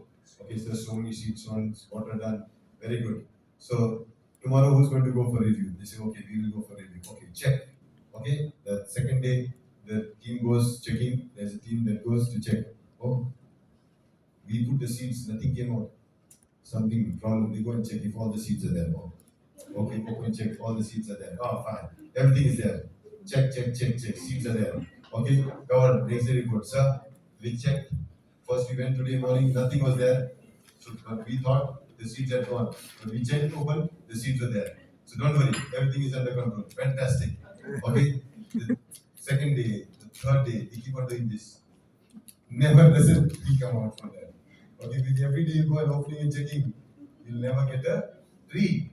Finally, he says, "Sir, I don't know some problem. It's not coming out." And this is so abandon the vision. Let's keep on jumping. You still now the monkeys keep on jumping. The problem is they lack something very important. A man's virtue is patience. We have it, but now we are losing it, and hence our minds have become like monkey, jumping here and there. Yes. Can you stop that? Like, you Yes. understand? Yes. We have to stop that. Yes. Sometimes some things need time. Let Yes. time actually, that for the moments that you have invested, the soul moments, let them actually take its time. Some seeds sprout faster, some take long time. Let it happen as it is. You just be the watcher, you be the provider, you be the caretaker of situations and circumstances, and you will see that there will be a time that everything will fruit. It has to. Okay, even the good will give you the benefits, even the bad will give you the damages that will do. When I was in college, I used to smoke around 150 cigarettes a day. Okay, oh, I was a superstar in everything I did. So when I was in third standard, maybe an 8, 9 year old boy, I had visited my friend's father who was a doctor. Okay, I was impressed with his styling. He was a doctor in his small clinic, and he had this. He used to keep a stethoscope here. Okay, and in one hand he used to have a cigarette, and the patient used to lie, and I used to see superstar that he used to. And he used to take the stethoscope, breathe in, breathe out. You should do this. I used to only look at his style, forget the patient. I like this guy so much. He was a stylish doctor. And then the style with which he picked, the style with which he tapped. Okay, okay, I'm going to write this medicine for you. Okay, wow, that was like some Hollywood movie. That picture of him doing that in my mind always made me feel that only thing I will ever become is a doctor. Okay? Not because I wanted to see patient, because I wanted to smoke. So when I got admission to my college, the first thing when I went to the college, I forget the classroom, I go to the pawn shop where you get the cigarette. Okay? Buy the first cigarette of my life.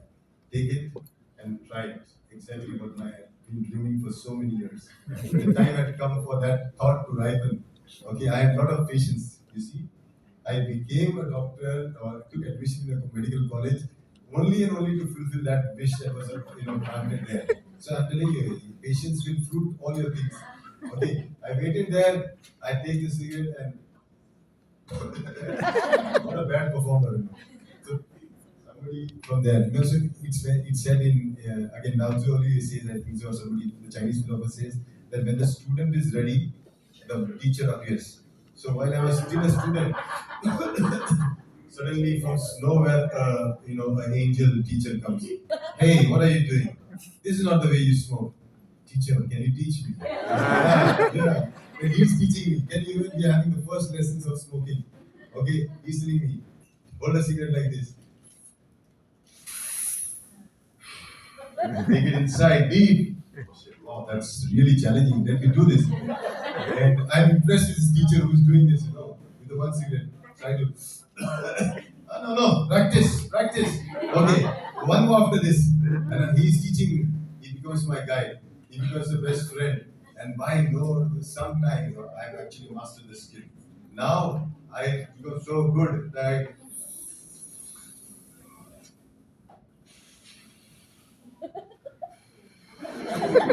wow. So, with 3 puffs, I can finish one cigarette. Wow, I've developed good skill. By not knowing what I was doing.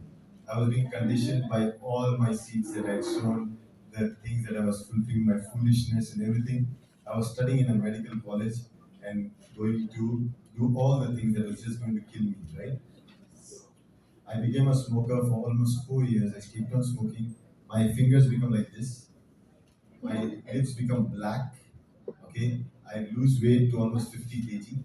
I've completely gone, but that skill that I acquired, Tell me that I'm the greatest among the greatest. Okay, I thought when the cigarette came, I was the hero. When it went, I felt I was very weak. So I always wanted a cigarette in my hand. Okay, and that little cigarette made me feel that I was a superstar. Because every time I saw that I'm going to be like the doctor who's going to check and I'm going to have patients and everything. That concept made me do what I had to do. Okay, until one moment came when I realized that you have to let go of this. And trust me, it's not easy to let go of addiction. Okay, so when somebody asked me that you have to leave it, I said from tomorrow I'll leave it. Now, I said this last cigarette I'll leave now. And that now was the most difficult thing to do. So I had just taken one puff of a cigarette, an expensive one, and now I had to crush it down. Then the whole packet was crushed, put in the dustbin, and that was a moment where I had to stop. But the next hour or so saw a turbulence going in my mouth to go and buy a new one, to cheat the one who had told me to leave, okay, and go and just cheat, doesn't matter. Who's going to know? So I thought I'll do that. But every time I went there, when my mind told me to order a cigarette, I should change that into something that we call in India pan. We have the betel nut leaf, pan that we eat. That when you chew, your mouth becomes red. Okay, so I used to buy that. So every time it says cigarette, I used to change. When it comes till here, I change the word to pan. Okay, and then I take that and I chew that. So it looks very horrible with the mouth turning red and all this dirty. Okay, and I used to hate those people doing that. So I started to hate this. So I changed this thing that I hated to something that I got addicted to fruits, and then I changed fruits into a habit. So from cigarette, an addictive person with cigarette became an addictive person with fruits. And I think fruit addiction is good. Yes or no? Yes. So it needs effort to change. Don't think that you can change like this. It's a process, and you have to go through the process. And patience is what you will need, because it's a virtue that leads you to success. Be patient. Don't expect things to happen immediately, right? You need 9 months to deliver yourself, right? Yes. Nature's law. Yes. Everything has its time, and time is relative. You don't know how it is, but you leave it to time, and time will decide your effort when to fruit it up and when not to fruit it up. Okay, and this is one thing. If you can understand, you will always be satisfied. You will always be happy. You will always be hopeful, and you will always lead yourself to success. So keep patience. Clarity paves the way for prosperity. So ignorant people are not prosperous. It's only the ones who have a clear vision, they have clarity in their life, are always prosperous. Because clarity doesn't stop you in doing something that you don't want to. Clarity is like you're on the highway with your vision absolutely clear, and you know there is no traffic in front. Would you put your leg on the brake or on the accelerator? When there is nothing in front, absolutely clear, where will you put your leg? On the brake, accelerator. Now, how will you do that? Full speed. But imagine the windshield is all blurred. You cannot see anything clearly. Okay? And the road is completely empty. Okay? But you cannot see clearly. Will you still put your feet on the accelerator? No. A little on the accelerator, a little on the brake, a little on the accelerator. Continuously worry. Okay? The mind, when it is clear, it just goes as smooth as a knife that is hot in a piece of butter. Okay? But when things are not clear, it struggles. Okay? A sharp knife cuts like this in one shot. A blunt has to put in a lot of effort. A clear mind achieves its goals very easily by letting go of the things that it does not want to. And a mind that is not clear holds on to everything that is around. Okay, so if you have a habit of holding on to everything around you, and then after time you realize, no, I did not need to hold this, leave this, then you are actually having a unclear mind. So clear your mind, and that can be done through the practice again. Okay, so you can actually practice that. Next. Finish? Oh, that's it. So 12 points. I think that gives you a nice insight into what the mind is, right? Now, the mind is much more than this. Your life's experience is the mind.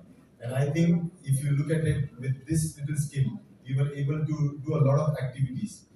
With Dr. Lim, I also learned that while the skills of building businesses, building relationships, sharing with the world the beauty of nature, the products of nature, like the power of a mushroom called Ganoderma lucidum, the power of a mushroom called lion's mane mushroom, how it helps with its nerve growth factor to improve your nervous system, how a mushroom like cordyceps mushroom can help your lung functioning and your kidney functioning and your adrenal gland and improve your corticosteroids so that you have better healing. We got to know so much about the mushroom like Korea. We got to know so much about algae like spirulina. We have knowledge about noni as a fruit, which is superfood. The knowledge just keeps on flowing from nature. And we share that on the platform of TXM with the world so that the world can benefit from the power of nature. And that's exactly what we do. But the beauty here is that all this, okay, when we share, we also gain something in return, blessed income. And that's exactly what I'm trying to tell you. That next time when you buy a chocolate for your family, let it come from the money that has been blessed. When people have been healed, people have felt better, not from people who have been robbed, people who have been cheated. That kind of money will not give you that happiness in your family. We transfer energy. She is an energy teacher. She will tell you. We transfer energy from one person to another person. From our thoughts, energy pass to another person's thought. Okay, so learn to create that good energy around you by doing good actions, and that's exactly what we did. And on a bigger scale, we came up with the whole thing. And when people thought Shunya was only about sitting and doing meditation, we in the last 3 years have done much more than that. If you look at it, we have been gathering people. We have done a lot of activities. Can you just see this? So this is the foundation started by him. The seed was sown by him, nourished by me. Okay, and we have been doing this foundation now, helping a lot of people understand that Shunya doesn't mean doing nothing. It's about not stopping from doing something, doing everything. Okay, and it started in 2019. There are so many people that we have helped, so many projects that we are doing. Next slide. Okay. So we are one of the foundations that is being recognized in India as a foundation that is helping people in social work. So we help a lot of farmers. So there are a lot of farmers where we build this factory who have, they struggle by growing cotton, and cotton cannot be eaten. So when the cotton is more, the prices are less. When the cotton is not there, they die. They want to commit suicide because they don't have money. So what we thought is give them an alternative. So we educated them that why don't you grow something that we need, like money, as a plant. And we started to give them, and you can see Dr. Lin there. He's sitting and talking to the farmers there who are already in a very bad situation, financially drained, talking to them, giving them the idea that you have to do something more than just sitting and crying. And through them, he walked with them in their fields and go to the next one. Yeah, teaching them how to process the noni and all those things. Okay, then we do the in the nursery we grow the noni seeds into saplings. We give them a plant. We don't trust the monkey mind. I think they will keep on opening, so we give them the plant themselves. So we give them a plant. Okay, because impatience is a thing that is a big problem. So we give them plant. When they see leaves, they believe. With seeds, they don't believe. So we give them these plants and we share it with them, and with that, they are able to now produce so much noni for us. We did it with a good will to help them. But today, because they have started to grow, they supply us so much that we have abundance of noni. So the demand of noni that is increasing in the world, EXN has surplus, and we are doing it by sharing the good practices with the farmers. The farmers make the money, we process it, we share it with products, and people get the benefits of noni, and they also make money. Next slide. If you look at it, we have these meetings to educate the farmers because farmers are more important. If there are no farmers, we'll have no food. Okay, so these farmers are taught. Okay, so we have huge land pieces that we are helping. Then during the COVID time, when the world was almost at a standstill, it was Dr. Lim that supported India by sending almost 1,000 oxygen concentrators that were supplied to almost all hospitals, and we gave them. We also distributed masks. This is the act that we do through Shunya, through our foundation, and then we also helped the women. There were 35 women who were jobless and their husbands had passed away in COVID. They were in a very miserable state.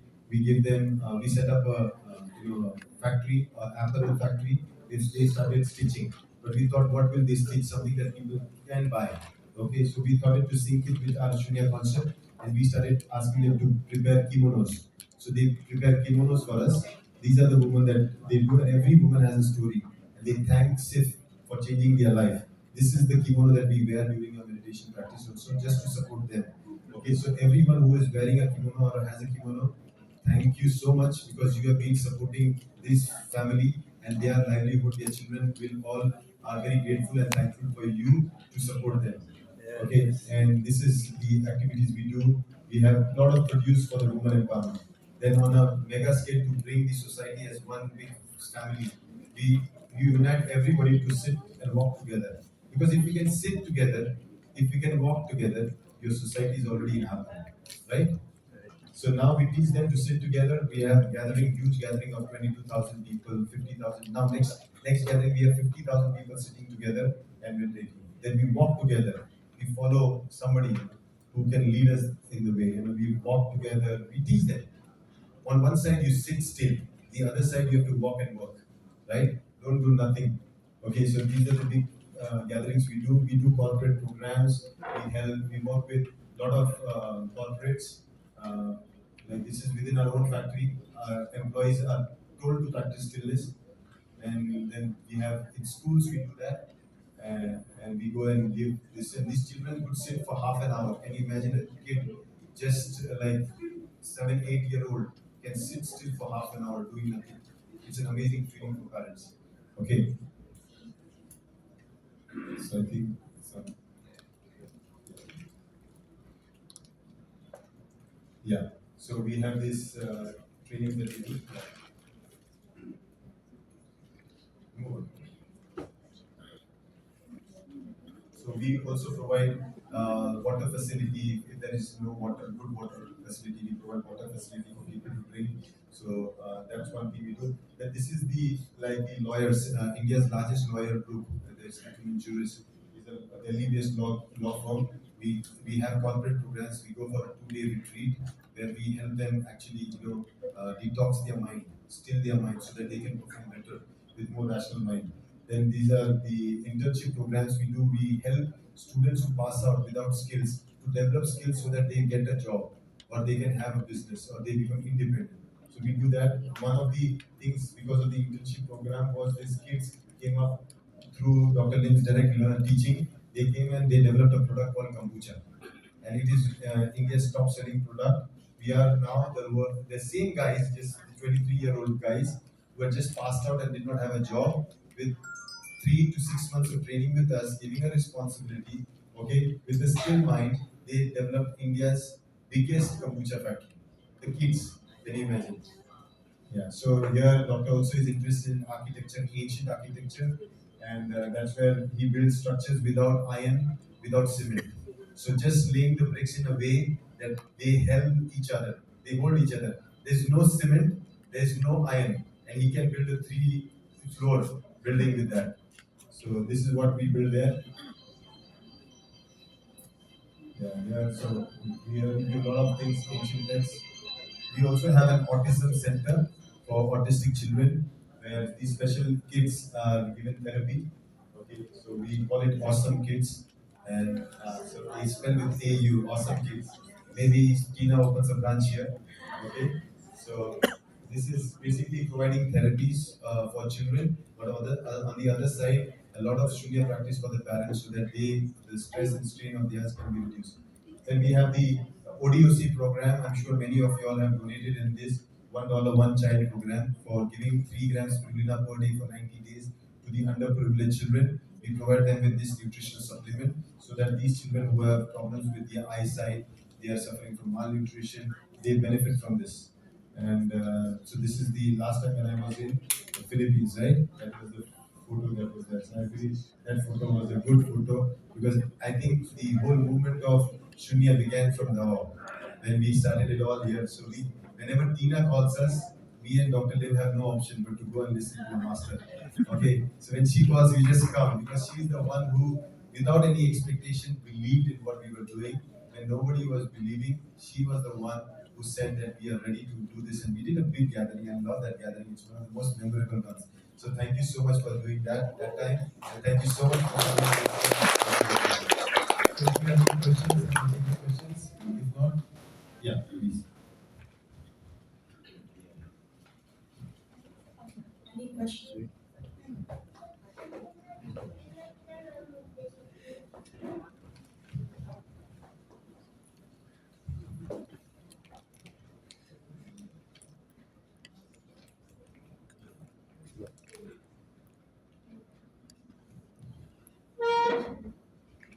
Thank you so much for the message, Dr. Doctor.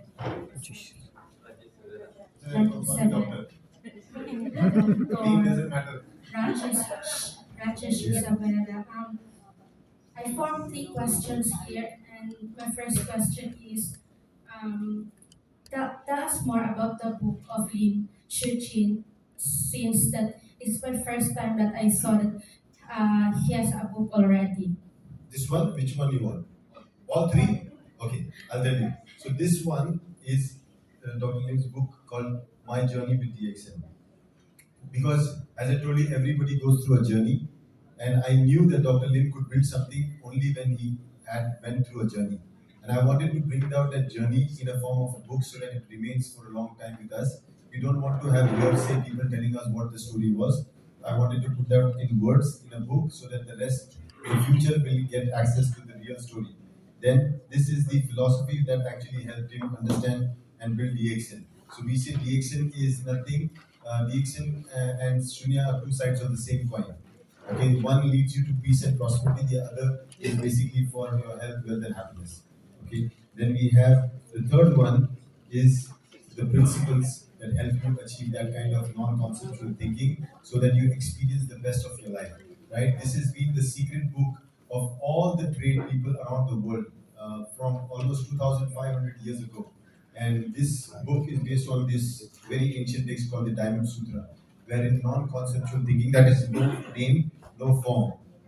So this is a very interesting book. Maybe using DXN as an example, I have assimilated the verses of the text of Diamond Sutra and the journey of DXN together. You said in your message that you have challenges in life. What was your greatest challenges in life as a physician?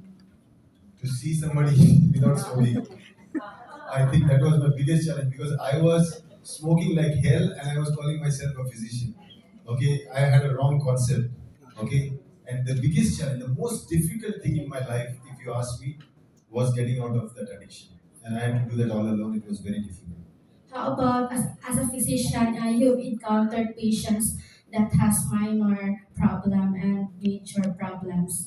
Yeah, so minor problems, I think a little talk over a coffee, I solve it, and with a little education, they can manage themselves. Major problem, I take them on a journey with me over a period of time where they actually start changing themselves with a lifestyle modification program. And so for the minor ones, it's always like when you have a little matchstick burning, you can blow it out.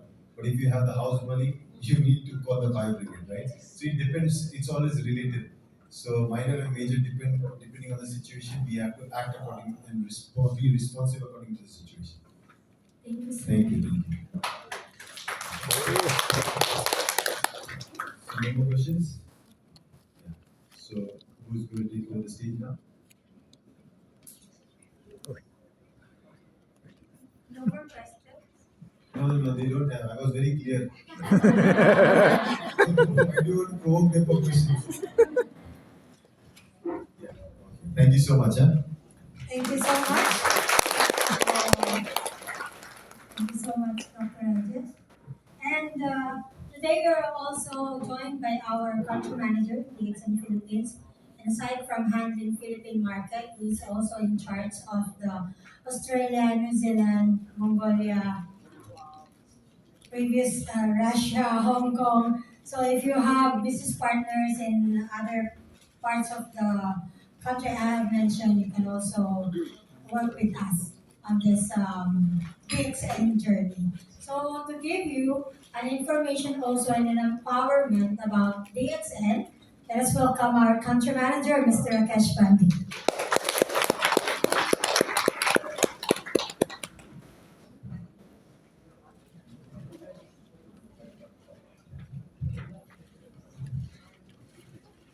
Good morning. Good morning.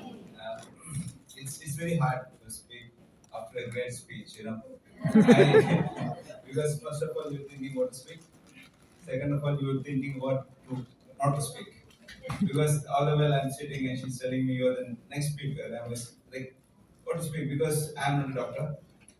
I'm a pure marketing guy and a pure sales guy who have known knowledge about the doctor because I met Miss Jano. She's also a doctor, and doctors are very scary people. Trust me, they are very very scary people. No, no, no. They are not scary with them. They are scary against them. So I'm standing here, and you can see their eyes. I started my career in Dubai. When I started my career, my boss, who is also Indian, he said like, "We are a health-based company, and you need to present the BOM. I think you know the BOM, right? BOM is business opportunity meeting that explains about the company. Speak to the doctors. Speak to the doctors, and I have no idea what I'm going to say because I just know what is in the PPT slides. So I read it, because they would be knowing there is some called, few words like nervous system, testosterone, determinants, right? As I try to pronounce, I can't even spell. So I learned 6 8 magical words from my MBA. So I went and I started to give the BOM so confidently, and you have no idea, my legs were shivering. So I was quiet and I explained to them, and I said, "Any questions? Gone." They are like, "What the hell you presented? What you're talking about? I have no idea." So that's why I'm saying my first impression of the doctors is really, really scary. Jokes apart, I would like to tell you very, very important my life story because it is very important to manage the stress. What doctor has mentioned, and let me tell you because Dr. Rajesh Savera is not only a great speaker and a person whom I know for a long time. I have been traveling with him. I've been listening to him. I've been talking to him, and I'm learning a lot. Let me tell you, I was in Mongolia. For your information, I was the ex country manager of Mongolia. When I was in Mongolia, the journey is not easy. Ms. Jono was speaking about the shamanism because Mongolia is not an easy country to handle because I used to live in the minus 50 degrees. Minus 50 degrees. Ms. Nangswalda was with me as well. She experienced because when you are in the minus 50, stress is one problem, the condition of the body is another problem. Well, we always speak about stress of the mind, but no one is speaking about the stress of the body. Because we always feel, "Oh, I'm feeling so stressed, I'm feeling so stressed." Most of them is misunderstood. It is what kind of stress? Is it the stress from the body or the stress from the mind?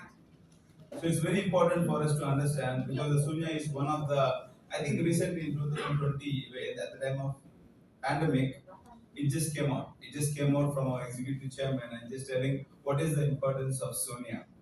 I was the live testimony. I came to Philippines in 2022. I know Ms. Nang is laughing. It's not easy. It's not at all easy for me because Philippines is a big country and Philippines having so many rules and regulations, right? And when doctor is mentioning how many of you have stress, I was about to raise the hand first. And I was like, okay, I should not raise the hand being in the management. But apart from that, yes, I felt stress. It's not easy because I've been handling a very small country. Then I came out of the zone. We all been experienced a huge responsibility comes with a huge stress. So to be honest, like most of the people, I just watched a couple of minutes. I didn't understand the sunya. When I had stress, I started to listen to the more. Because sunya you need to read between the lines. When you have problem, you'll understand. Because we are mostly the organic food, right? Anything organic, it will be sold. Anything organic, okay, it's very healthy. You have to understand a healthy mind and a healthy body are both must important. You have to understand. People only think about healthy mind. Oh, I have stress. I have stress. Trust me, stress can go, but the stress on the body will just never go unless until you will maintain your proper food habits, proper diet, proper eating habits, proper sleeping habits. How many of you can sleep after going to the bed in 1 minute? No. No. You can sleep. I can see you. You are the happiest man in the club. So the thing is that I'm the live testimony I have just now shared with Dr. Savera. I used to stay awake for 20 minutes, 30 minutes, watching the phone, looking around. When I start practicing the sunya, one thing happened to me. I would like to share with you. I sleep in exactly 20 seconds. Can you believe that? After going to the bed, 20 seconds maximum, maximum to maximum. Because what happened to me, it relaxed my brain. It relaxed my brain so that I gain the control over the brain. After I gain the control over the brain, I have gained the control over my body. So I start eating what is good to me. I love sweets. And Filipinos, you love sweets, right? It's a land of sweets. You like donuts. When I started to practice Sunya, when I started to control my brain, you will not believe my body started to reciprocate. It started to stopping the food habits of mine. I gained control over my diet. I gain control over my sleeping habits. This is all very, very important when you can able to maintain the stress. Of course, I will not go technical as Dr. Savera has mentioned, but I have experienced the greatness in my body. Like what we say is that a happy soul is a happy body. A happy body is a happy family. A happy family is a happy society. So it's all interrelated. And I would like to ask how many of your DX members are can you please raise that? And how many of non-DXL members which is coming for the first time? Yeah, only one. Great, great, great. So because it's very important, we have such a wonderful products. I've been working with so many people. People are asking like, "Oh, DXN is good for the health problem." DXN, no, DXN is just a food company that will make your health better. A food that is required for your body, and Sunya is a food for your thought. DXN is a food for your body. A better food company is a pure food company. And as you have seen, Sunya, I think Ms. Tina is going to make you practice the Sunya, right? But not today?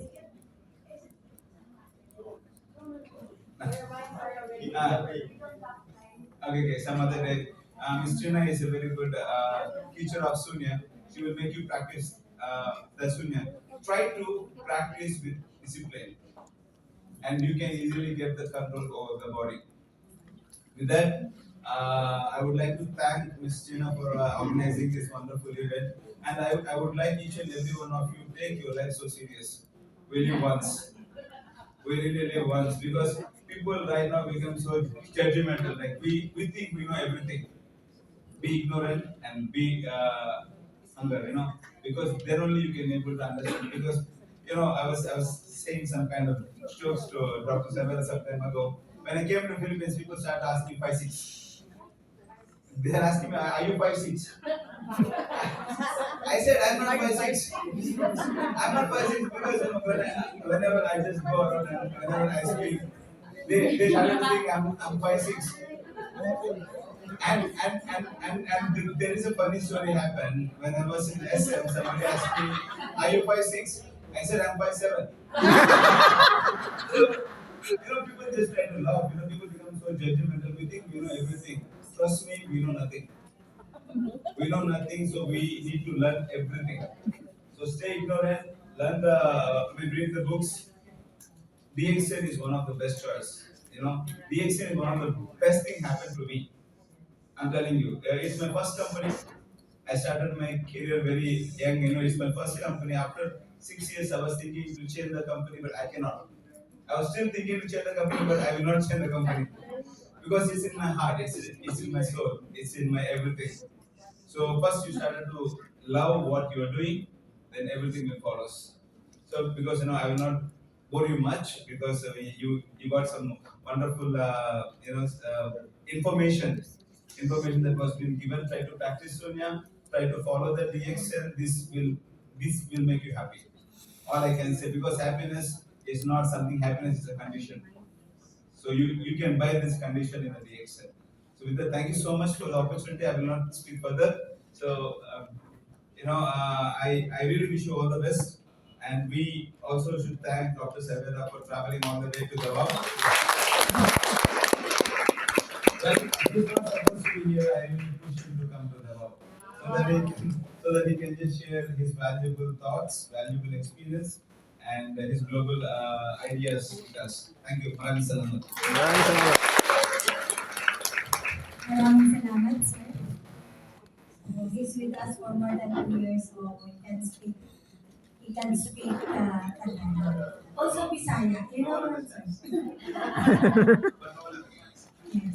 Okay, thank you. So to know more about the senior schedule and practice, I would like to call Miss Tina for some updates. So let's welcome her, our noble diamond. Thank you so much, Miss Jules. And of course, I'd like to honor and acknowledge Dr. Jeff for being here and for choosing to be with us. And so great to see you again. And it's always, whenever they do classes, and it's very quick, and I'd like to honor Mr. Rakesh for also pushing the Davao trip. I know we are a side trip because they have an event in Manila, that's the original one. We're the side trip. And for everyone who's here, um, just keep practicing the Sunya. So Sunya, it's available. You can just follow Sunya PH, Sunya PH on Facebook. And then you can message that and then ask us for the next schedule. Because we will teach you the Sunya on a separate occasion. Because I know we had so much tonight and today, in our mind. So we will just rest and digest for now with that information.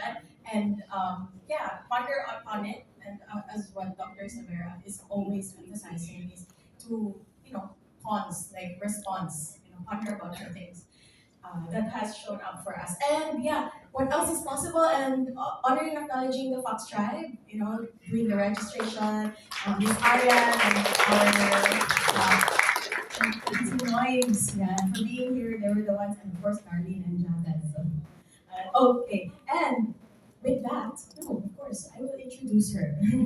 With that, I'm also grateful for our Crown Ambassador, Next Photos. She's now will now share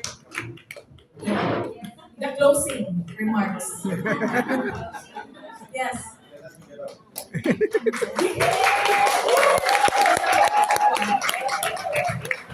Thank you very much. I honor and acknowledge everyone who came. You are the most important person in this room. And Dr. Rajesh, thank you very much for the favor. Our dear country manager, thank you, thank you. Okay, why you love it, okay, it's always the likes of him. It's always I considered a son to me. Okay, and of course the teacher, our teacher, Dr. Charo. Okay, the teacher of many things, life, and they're special to my children and also to our community. And we are forming another community because we have lots of communities. And I hope um, we will learn together what we have right now, the information that we have right now, and it's only by sharing that we learn a lot more. Okay, so I've been sharing this too. I've been telling this, not sharing, telling this to my sons and daughters adopted that it's only by sharing or teaching you will learn more deeper and profoundly, and it can be a gem in your life. Okay, so share the products, share the knowledge, share your experience, and share your life. Make your life a gift, a contribution to your family, to your community, to the country, and throughout the universe. Become a gift. Being the gift is the best contribution you can be to our universe. Talking about universe now. Okay, so yeah, indulge yourself. Um, take good products in the XN. That's good food for us. It's not just a supplement, but good food that our body needs. Okay, so a happy distributor is a happy leader. Okay, and you want to become a happy leader, you are a contribution to our country and universe. Okay, so Miss Julia, thank you very much. And closing na ba? Okay, so enjoy your time. You still have your coffee in you, and you still have snacks to be served. Okay, so thank you very much.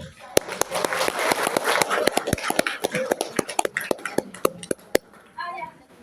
Yung mga bumili ng mga books, pwede kayong